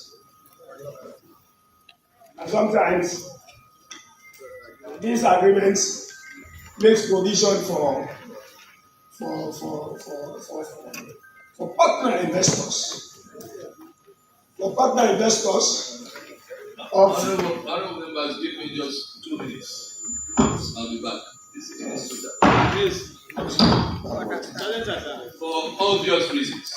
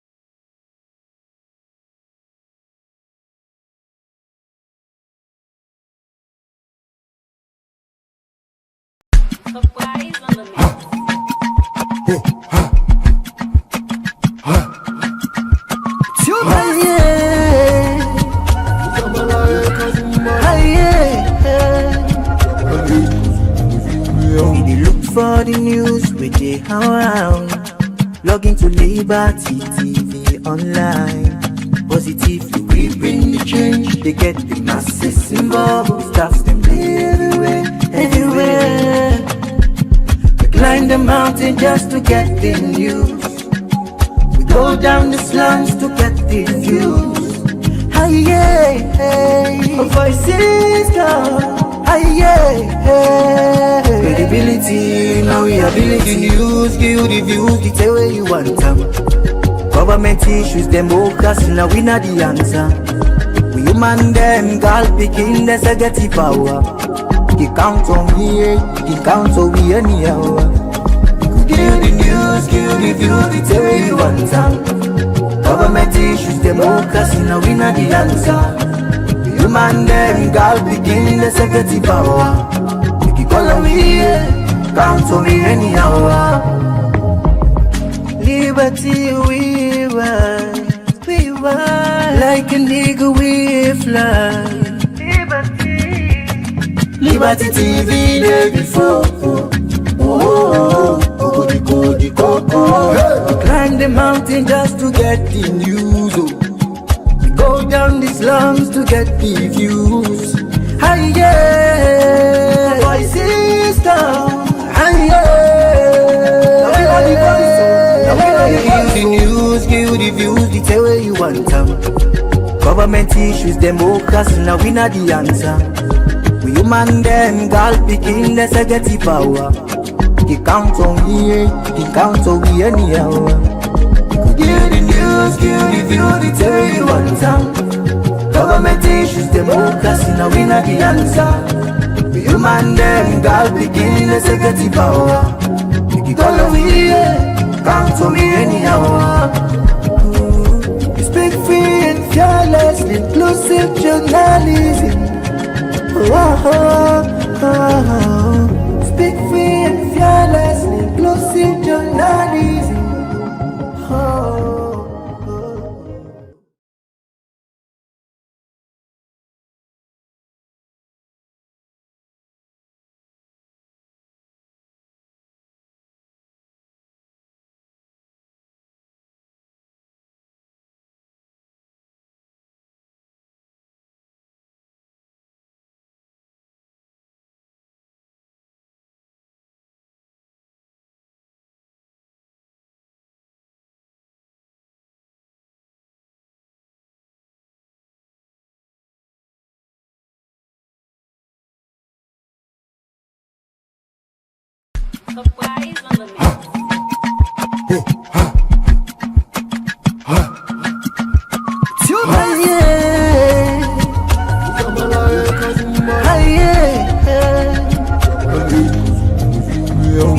For the news with the around, log into Liberty TV online.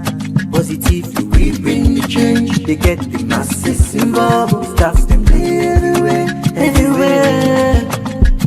We climb the mountain just to get the news. We go down the slums to get the views. Hi yeah, hey, voices down. Credibility, now we ability. News, give the views, the tell where you want them. Government issues, democracy, now we not the answer. We human them, girl picking, there's a get power. He count on me, he count on me anyhow. Give the news, give the views, the tell where you want them. Government issues, democracy, now we not the answer. Human them, girl begin the security power. Make it call on me, count on me anyhow. Liberty we want, like a nigga we fly. Liberty TV day before. Climb the mountain just to get the news. Go down the slums to get the views. Hi yeah, voices down. Hi yeah, give the news, give the views, the tell where you want them. Government issues, democracy, now we not the answer. We human them, girl picking, there's a get power. He count on me, he count on me anyhow. Give the news, give the views, the tell where you want them. Government issues, democracy, now we not the answer. We human them, girl begin the security power. Make it call on me, count on me anyhow. You speak free and fearless, inclusive journalism. Speak free and fearlessly, inclusive journalism.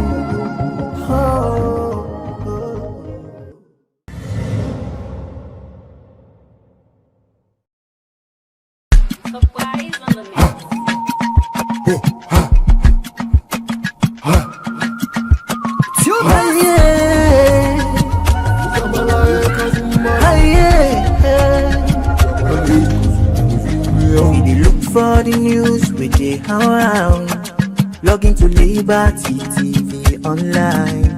Positively we bring the change, they get the masses involved. Staffs them everywhere, everywhere. We climb the mountain just to get the news. We go down the slums to get the views. Voices come. Credibility, now we ability. News, give the views, the tell where you want them. Government issues, democracy, now we not the answer. We human them, God picking, there's a get the power. He count on me, he count on me anyhow. Give the news, give the views, the tell where you want them. Government issues, democracy, now we not the answer. Human them, God begin the security power. Make it call on me, count on me anyhow. Liberty we ride, like a nigga we fly. Liberty TV day before. Climb the mountain just to get the news. Go down the slums to get the views. Voices down. Give the news, give the views, the tell where you want them. Government issues, democracy, now we not the answer. We human them, God picking, let's get the power. He count on me, he count on me anyhow. Give the news, give the views, the tell where you want them. Government issues, democracy, now we not the answer. We human them, God begin, let's get the power. Make it all on me, count on me anyhow. Speak free and fearless, inclusive journalism. Speak free and fearless, inclusive journalism.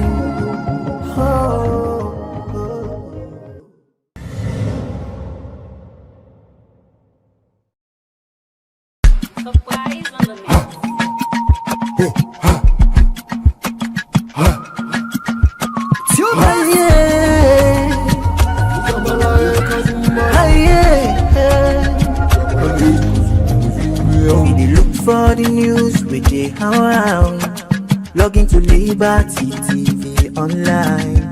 Positively we bring the change, they get the masses involved. Even to the extent of exporting them. You know, those foreign companies, other foreign companies in developed countries, they have more capacity. More capacity. So what we can produce in 1 week, they will produce in 5 minutes. So they have a huge capacity to produce huge biscuits, huge confectionaries, and exports. They don't mind, they will pay the tariffs. So at the end of the day, they will even sell cheaper. So I will look at it just as they struggle. The last time we reduced tax on alcohol in the fourth parliament, with the hope that imported alcohol will be cheaper. Will be more expensive. And then local alcohol producer will be protected. What happened? The imported alcohol continued to be even cheaper and continue to have more supply. So the following year, we abandoned that provision of the Finance Act. So I don't know, Mr. Minister, how do you intend to reverse this thing? Because your idea is perfect. They need protection. And what I'm saying now, I will not take it one by one. Because in almost all, they need protection.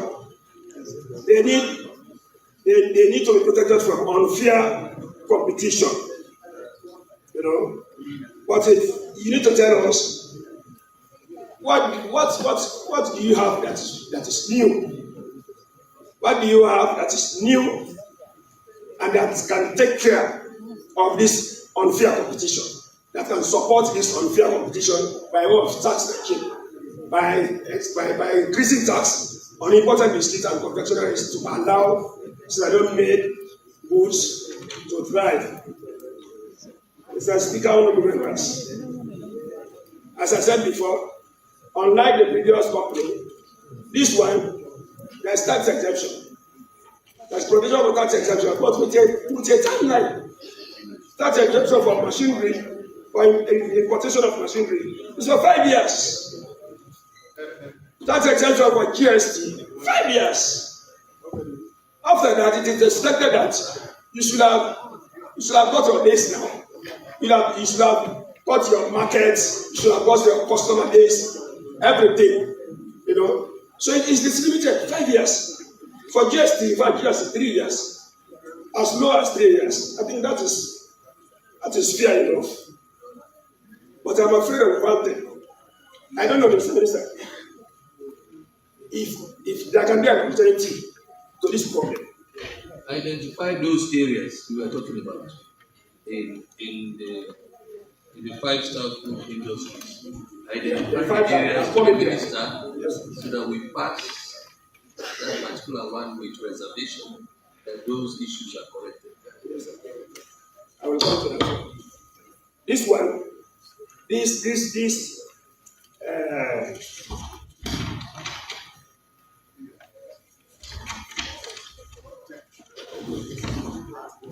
Solid Africa, production of biscuits and confectionery, they are going to use huge amount of plastic.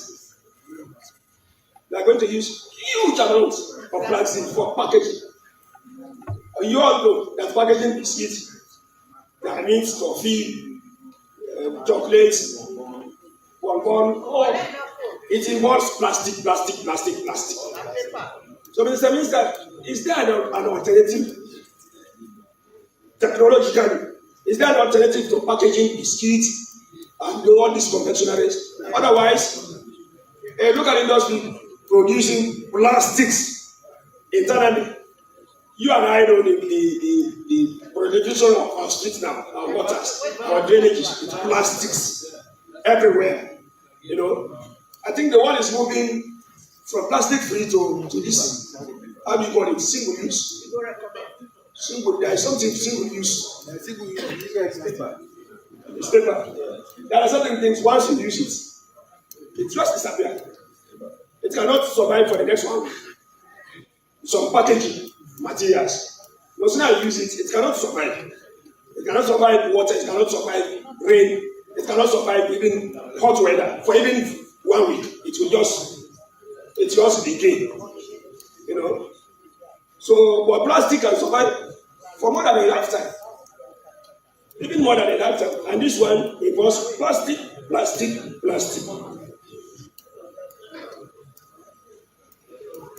Mr. Speaker, honorable members, the same apply. I don't need to waste your time. For real value food, the package is $20 million. $20 million is for meat processing and to freeze foods, frozen food. And this one, it can be completed in just 12 months. In 12 months, it will be fully operational if we ratify.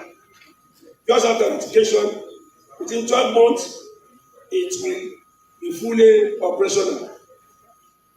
And it will create up to 150 to 200 jobs, direct jobs. From 150 to 200 direct jobs. It can also create up to 500 indirect jobs. It doesn't mean that direct job workers can earn more than indirect. No. For some, even indirect can earn better than those employed directly.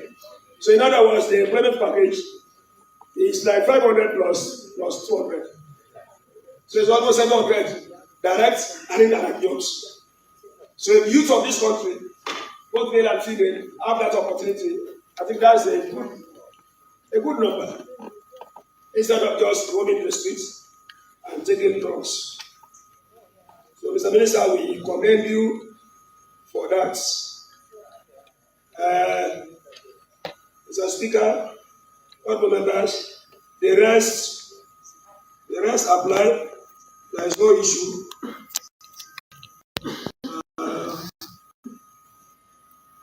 Let me come to the problem here. The area where I have a problem.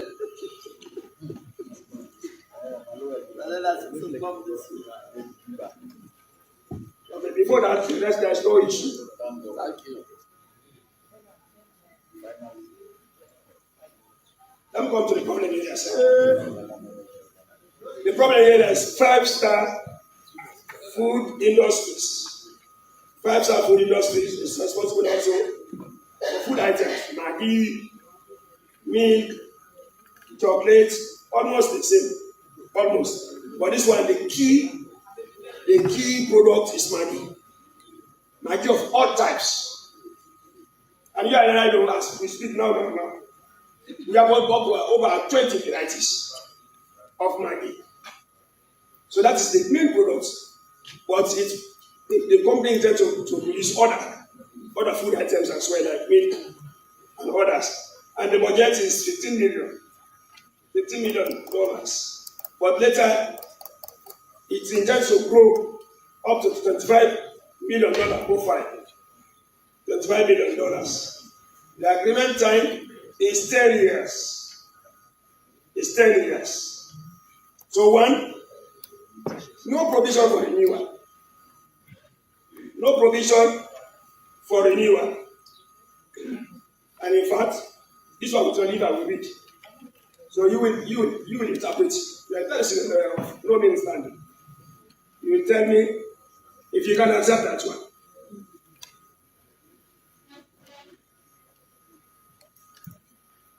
Article 3.1 on page 6. Article 3.1 on page 6. It says term. That's the topic. The term of this agreement shall commence on the effective date of its ratification and shall maintain it in effect for a period of 10 years. Thereafter, this agreement shall continue in effect with respect to renewal provided for under Article 3.2. Now, let's go down to Article 3.2, the next one. The next one just below. Article 3.2 says, 6 months prior to the expiration of the agreement, 6 months prior to the expiration of the agreement, the company may apply to the government of Sierra Leone for extension of this agreement for such additional period on such terms and conditions as they may agree. Mr. Speaker, you agree with me that in law, there has to be certainty. There must be certainty in law. If you leave it open like this, they can do the next extension can be 30 years. The next extension period can be 30 years. It will not be against the law. So they may not even extend. The next thing I will come now. I'm coming. Mr. Speaker, just listen. You in fact that cause more confusion. That cause more confusion. I'm more confused. They succeeded in confusion the more. Let me read on. In the first place, they left option to renew the time for renewal as they agree.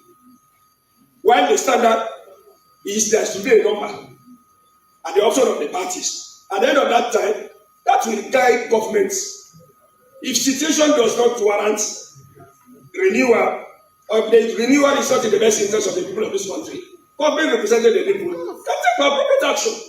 But if left open, it can go anyhow. Government will do nothing because government can be sued. You know that.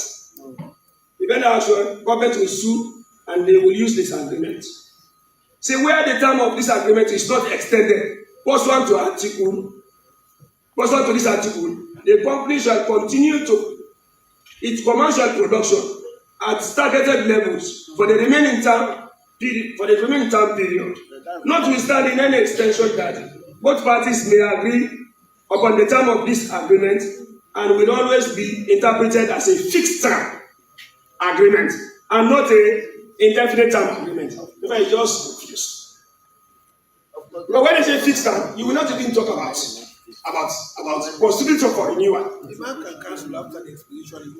You will not even talk about possibility for renewal. This one is not. It's not politics. It's nothing. We are talking of what is best for this country in the future. If you talk about fixed term, you will not even talk about option for renewal. If you talk about indefinite term, they are saying it is not an indefinite term, but it's a fixed term. But there is provision for renewal at an indefinite period. There's provision for them to renew for an indefinite period, but now they are saying it's a fixed term. So that is one. Secondly,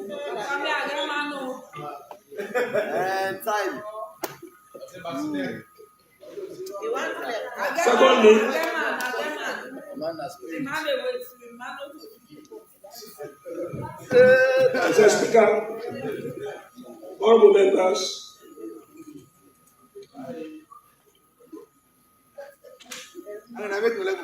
I go to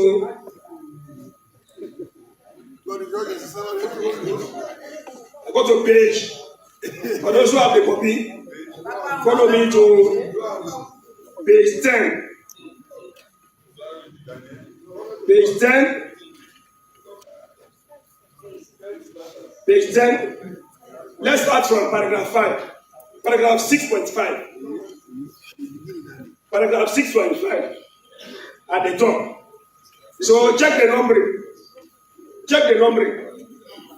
At the top, 6.5. Next, 6.6. Fine. And then what is the next? 6.9. 6.9. Is that the way? But that's not the end. Let's just go. Let's just continue. Next, 6.9. Follow me.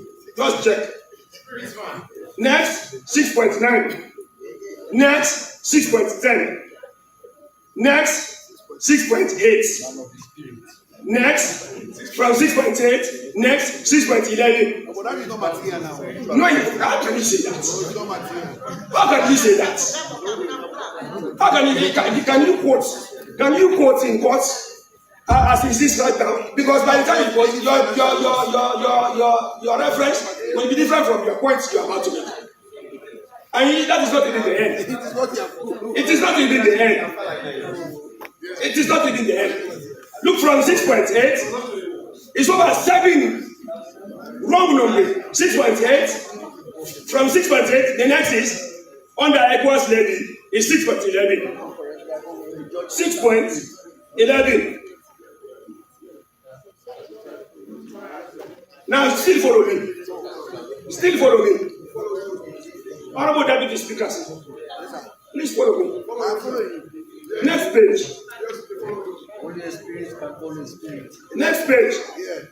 The top 6.12. So it says destination inspection fees 6.12. Go to the next. 6.12 with a different topic. Go to the next. 6.12 with a different topic. Go to the next. 6.13. So you see how you see that number? How you see that number? Normally it's not okay. It is not okay. It was always spiritual. It is not okay. It is not okay because making references. We'll pass it with a little reservation so that those things are correct. No, we'll correct immediately. Okay.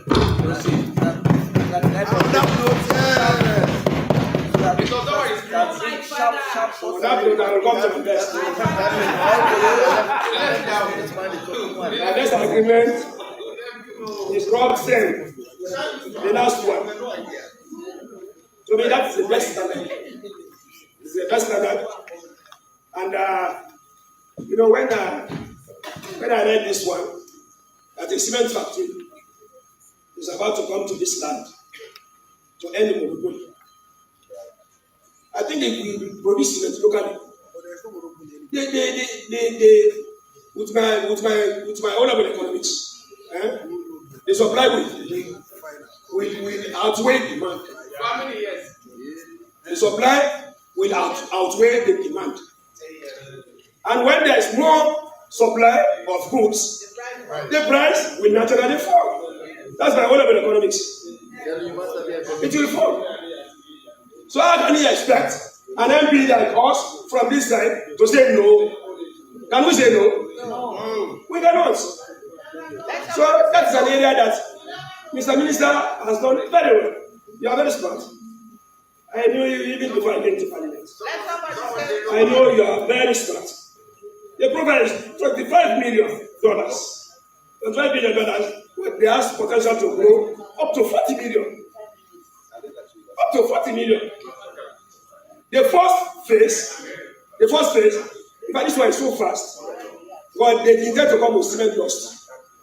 They intend to just come. Imagine if you have 10 cargo ship of cement dust that will register here in 1 week. That is possible. They might take long, but they will reach here within 1 week, all together. And then we package all. They do the packaging here.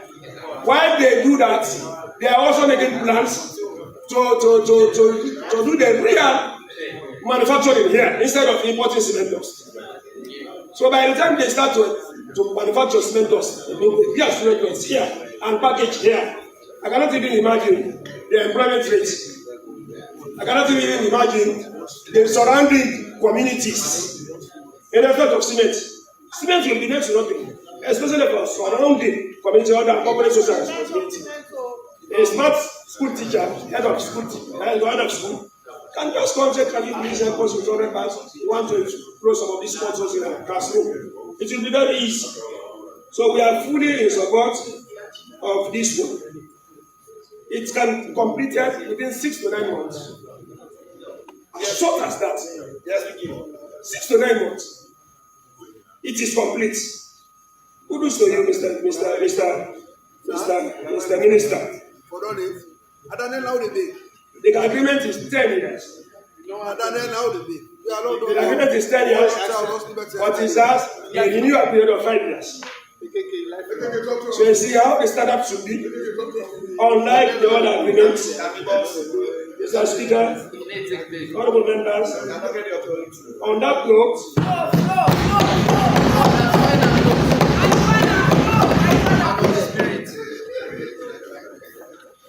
note, we on this side were in full support of this agreement.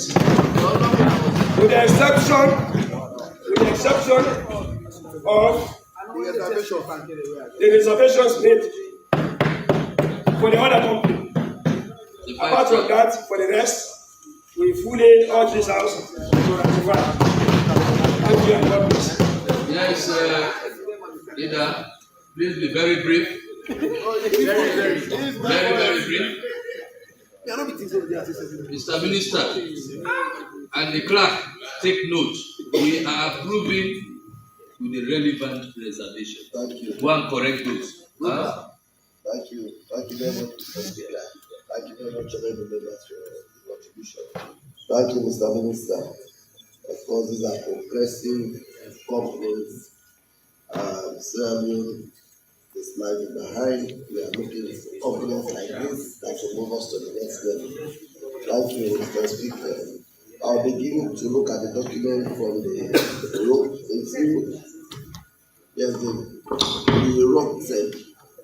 Of course, it was signed in 2022, as has been said by Mr. Minister, and it's divided into 2 phases. We are going to repackage cement. Mr. Speaker, honorable members, I will continue to say, I've already said that we have done a lot of approvement. We have approved a lot of documents in our cement repackaging. Maki and other companies here. They even assured us in this parliament document in the 5th parliament we are brought by this same ministry I can still remember Hinga Sani was there. They even assured us that they are going to repackage cement at the lowest level. We'll have 10 kg, 15 kg, 25 kg, and 50 kg. And these agreements we are approved by this house. We are assured that they are going to bring the raw product, they are going to package for a while, and they will start manufacturing cement in this country. Mr. Minister, you are not bringing. Do you blame them? No, that is where we summon them with the minister to explain to us. That's where I'm going to. Yes. Mr. Minister, you are also bringing. Mr. Clark, take note. We might bring them here to answer questions based on this agreement. Mr. Minister, I know you have been briefed. I know you have been briefed. I know you know about the existing agreements we have with this company, and they have assured us that they will package cement so that even the least person can be able to buy 5 kg, 10 kg, 25 kg, and 50 kg. We want to know what's happening with those projects. What's happening with those companies? You are bringing here again a repackaging company that is assuring us they are going to repackage at 50 kg. It's also, I'm not saying I said the ministry. It's the ministry. We are going to definitely approve because we want to move to the next level. But Mr. Speaker, honorable members, the irony with what these documents we approve, we expect that these student prices should be reducing. Because we give a lot of tax exemptions on the grounds that, okay, you are bringing it and you are going to repackage it here. The prices should be reduced. So, Mr. Speaker, what happens? They come, they will give them tax exemptions and they compete with imported cement again.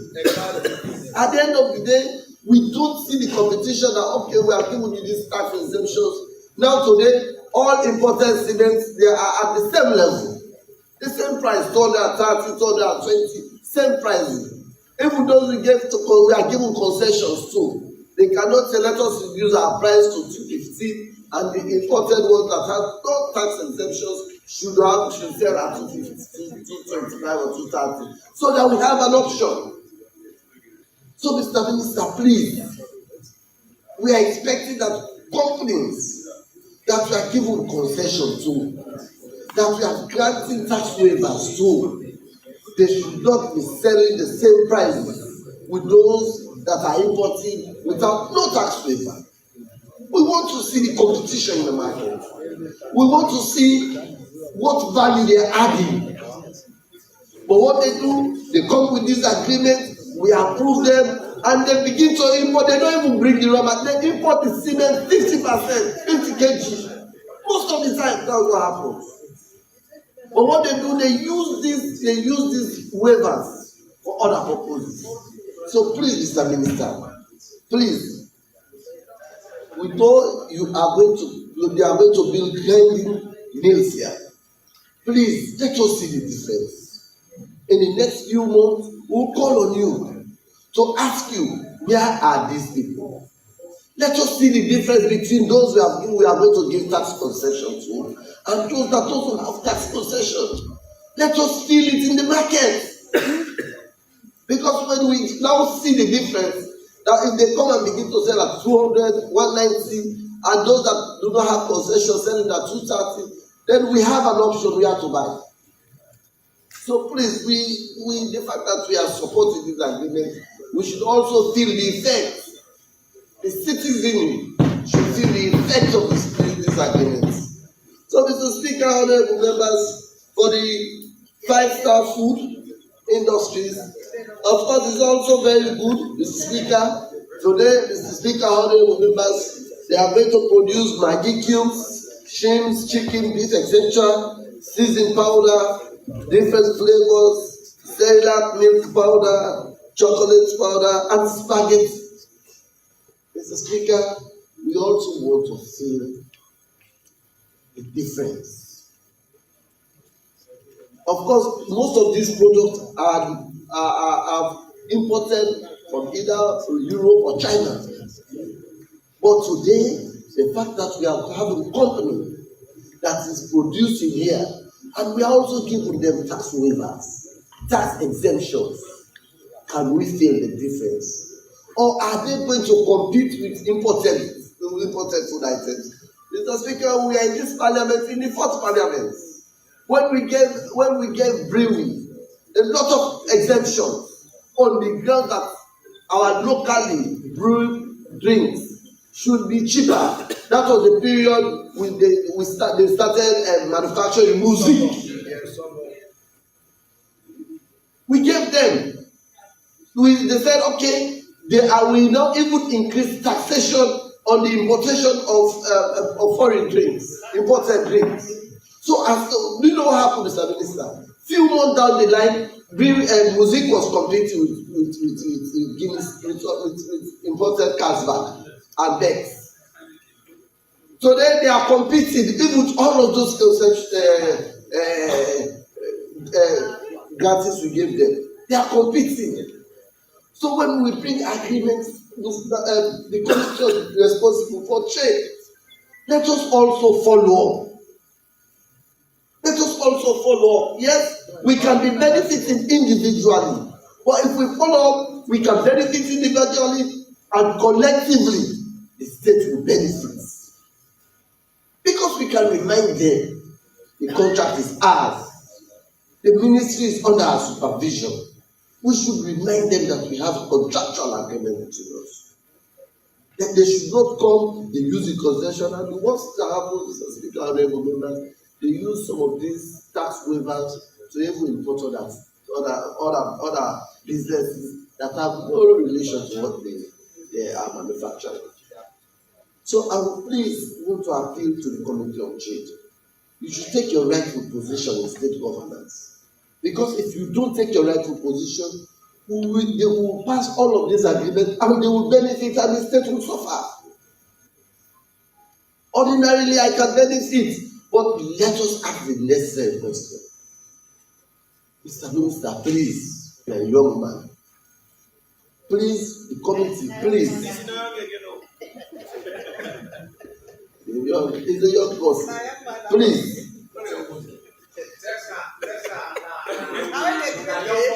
He's a young man. The thoughts, the mindsets. Have you seen him? You have not seen him, that's why he's a young man. You have not seen him. So, Mr. Minister, please, let us revert to agreement that have been ratified in this parliament. But Mr. Speaker, I want to challenge the Committee on Trade. Let us give them the first half, the next 3 months. Let them investigate all of the agreements that have been ratified. All of them. Or let us have a special select committee constituted by you. Let us look at agreement. Let us concentrate. Let us start with the Ministry of Trade. We constitute a special select committee that will look at this agreement. Companies that are not adhering and companies that are doing otherwise. We should be reprimanded. We should. So please, because we have agreement keeps coming, and Mr. Minister, your ministry has brought the highest amount of agreement in this nation since we took over. In this parliament. Mr. Speaker, honorable members, nobody is saying they are not doing it. Mr. Speaker, honorable members. You have spoken well.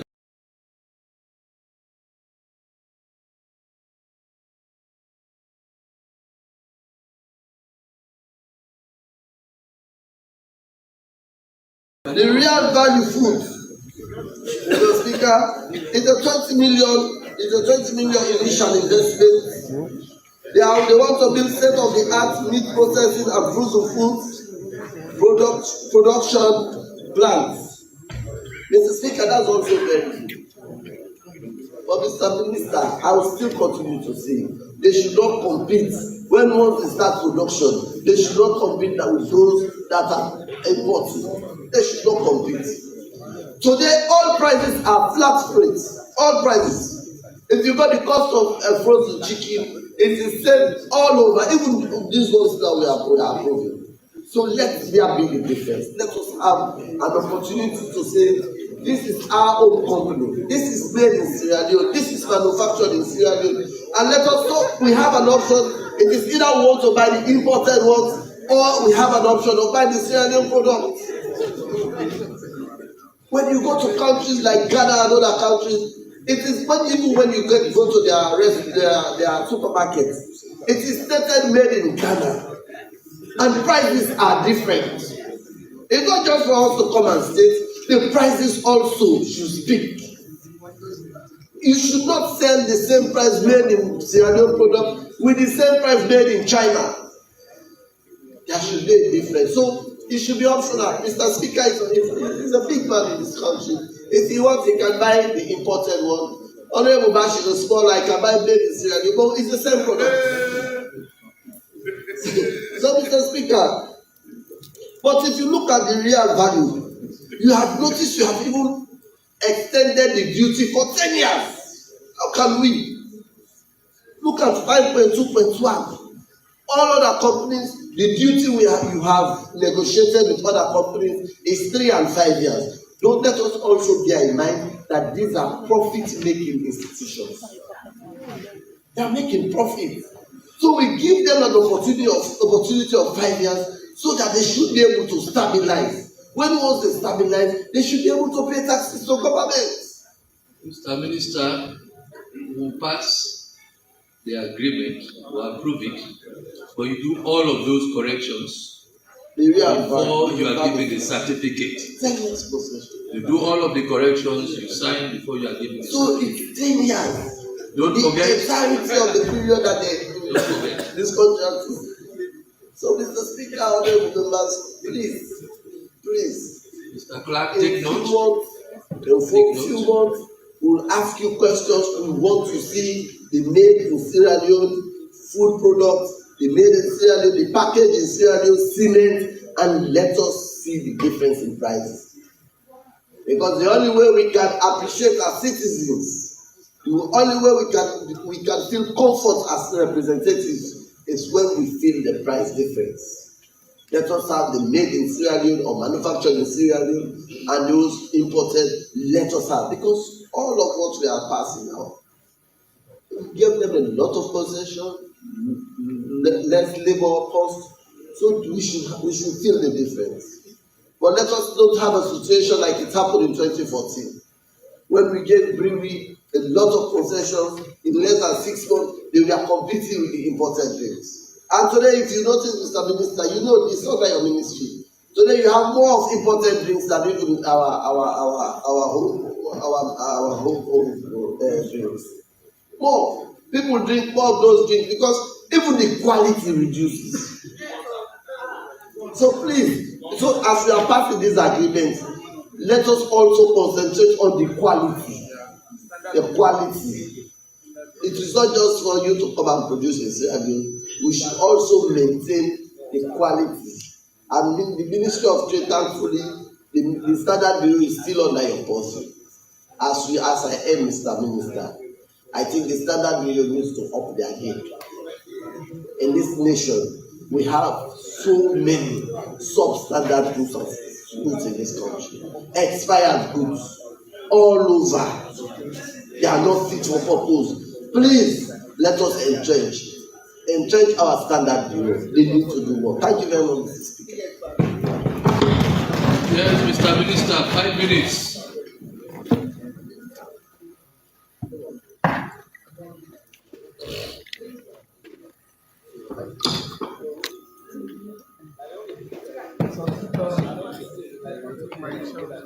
Honorable members of this Mr. Speaker, and honorable members of this House, I note all the comments, observations, recommendations, and issues raised. Firstly, let me thank the House for an objective analysis and assessment of the 4 agreements presented here. Some of the sentiments that have been expressed here are genuine, and primarily this is one of the reasons we've been voted by Sierra Leoneans to make decisions that benefit the entire country. I note specifically on consistency between these agreements and our flagship program, especially the one dealing with food items. It supports our primary and our flagship project, which is the Feed Sierra Leone. I also know the difference in prices in different parts of the country. As we continue to make sure that commodities are available, we also make sure that they are equitably distributed across the country at very affordable and reasonable prices. This is well noted. Again, I also note on the importance of corporate social responsibility by a majority of this company, particularly to support our social sector development. We'll continue to supervise and monitor that, and we'll continue to invite Parliament to also play a key role in monitoring this to make sure that they are executed as identified in the agreement. For employment for women, this is strongly notable, and for some of the companies I've visited, especially those producing most of these food items, majority of people involved in the packaging and distribution are women and youths. We'll continue to pursue that, and we'll continue to respect that. On the health implications of some of these products relating to Maggi and sweets, this is well noted. We'll see how this will be addressed in the packaging. But unfortunately, these are products that are not necessarily meant for the over 40s. But these are noted. On relocating factories beyond the country, as I speak to you, Mr. Speaker, and members of this House, I'm working with the National Investment Board to review the investment code. We intend to give more incentives for factories and companies that will be located out of the vicinity of Freetown. We are currently working on that. I also note on the reasons of why it's important for us to impose duty in order for us to promote and protect our local industry. I'm one of those who firmly believes that the only way we can create wealth in this country, the only way we will continue to sustain our development and create the appropriate middle class, is when we export. For every import we import, most of these goods, we are exporting our jobs. So it's a priority for the ministry, as we work closely with the Ministry of Labour, to make sure that we protect the jobs here, and continue to work with the Ministry of Finance as we review the Finance Act this year to make sure that we protect the local industry. Because, and of course, I've received quite a number of applications from a number of industry for duty, but we must assess your capacity to produce for the entire market. If you cannot produce for the entire market and impose a duty, we'll run into shortages of these commodities, and the Ministry of Trade will be under tremendous pressure to address this. So there are a number of factors to take into consideration in the process of doing that. Again, it continues to be a priority. The fact that to provide concessions, the fact that to provide incentives, it means we are creating this environment so that these industries are able to compete. But sometimes when you start, it's comparatively far more expensive to compete. But one of the critical challenges you have here when it comes to competing and locating factories is energy. I mean, energy consumed and consists of major costs when it comes to setting up factories and companies. And sometimes, even in the process of trying to sell the country, this is the challenge you face. You meet a businessman who will tell you, why should I not go in Guinea, Ghana, where I can just plug and play? I don't have to work these energy challenges. And factories requires energy for them to thrive. But this is well noted. We'll continue to do that. On plastics and packaging, as I said earlier, we pay a lot of attention to both the social and environmental safeguards. We'll make sure that whatever is being implemented is consistent with the laws of this country. We will do that. Honorable Speaker and members of this noble House, on the extension of the 5-star agreement. I think it's very clear there. And I note what has been what the speaker has said for us to do the necessary review and resubmit. That is well noted. On the typos in the numbering, this will be addressed very shortly. All of these are well noted. Again, on competing, providing local products, it's always to everybody's advantage when the commodities are cheaper and are affordable. But in some cases also, those countries that mass produce have the advantage. So it means if we want ours to look comparatively cheaper, either we impose duty so that they can also benefit from that. There will be an increase in demand for the locally produced, and that will continue to increase jobs.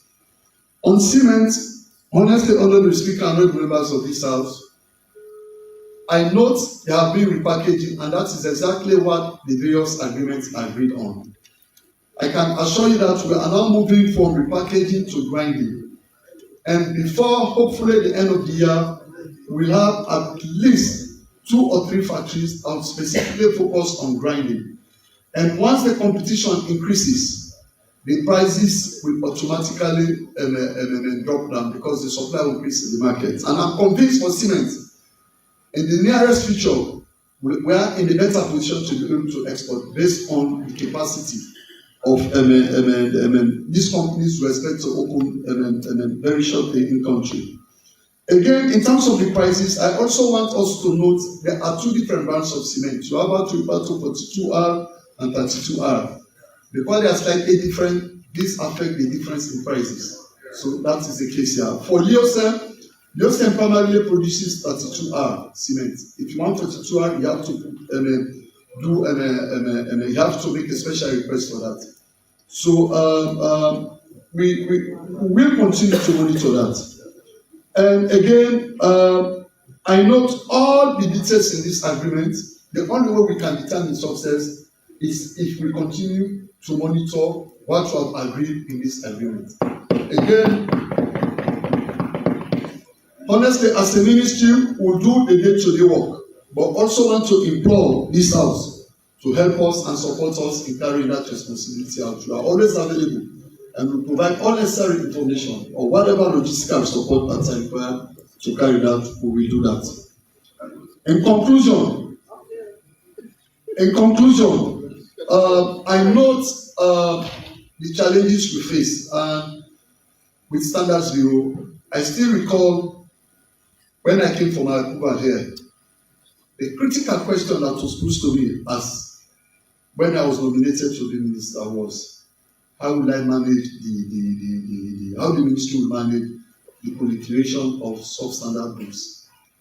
I'm happy to tell this House, I've had a cabinet approval to proceed with an agreement because the quantum of resources required to invest in the laboratories, we definitely cannot provide now.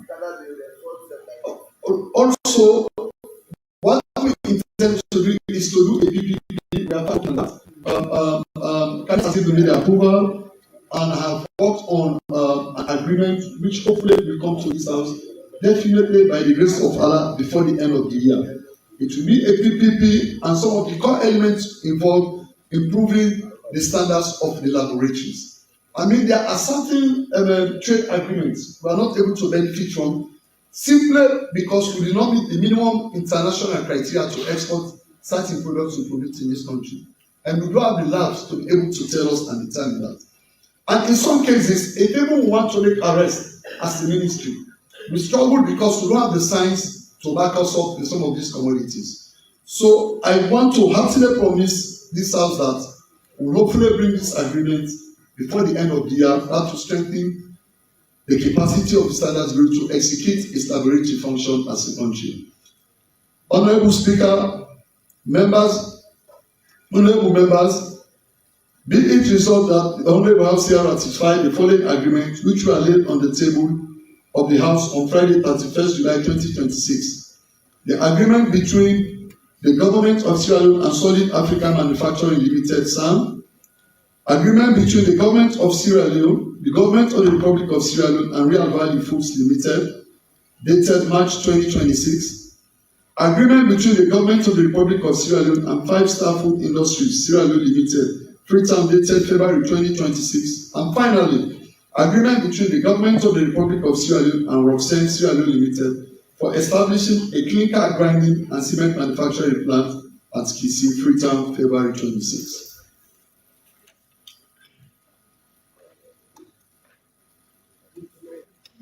Honorable members, the question is, has it moved? Yes, yes. Yes, I do. You have moved? Yeah, yes. I think I heard it. Put the mic on.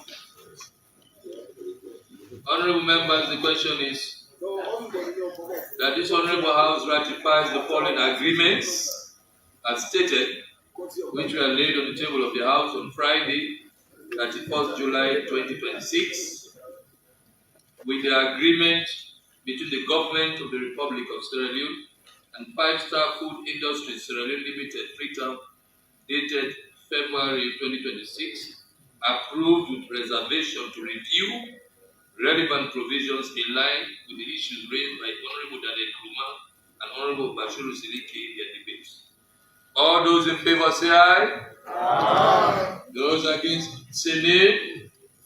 The ayes have it. Mr. Clark, take note. Yes, okay, hold on, read. Government motion by the Minister of Trade and Industry has been ratified with relevant reservations. Thank you very much, Mr. Minister Imeli.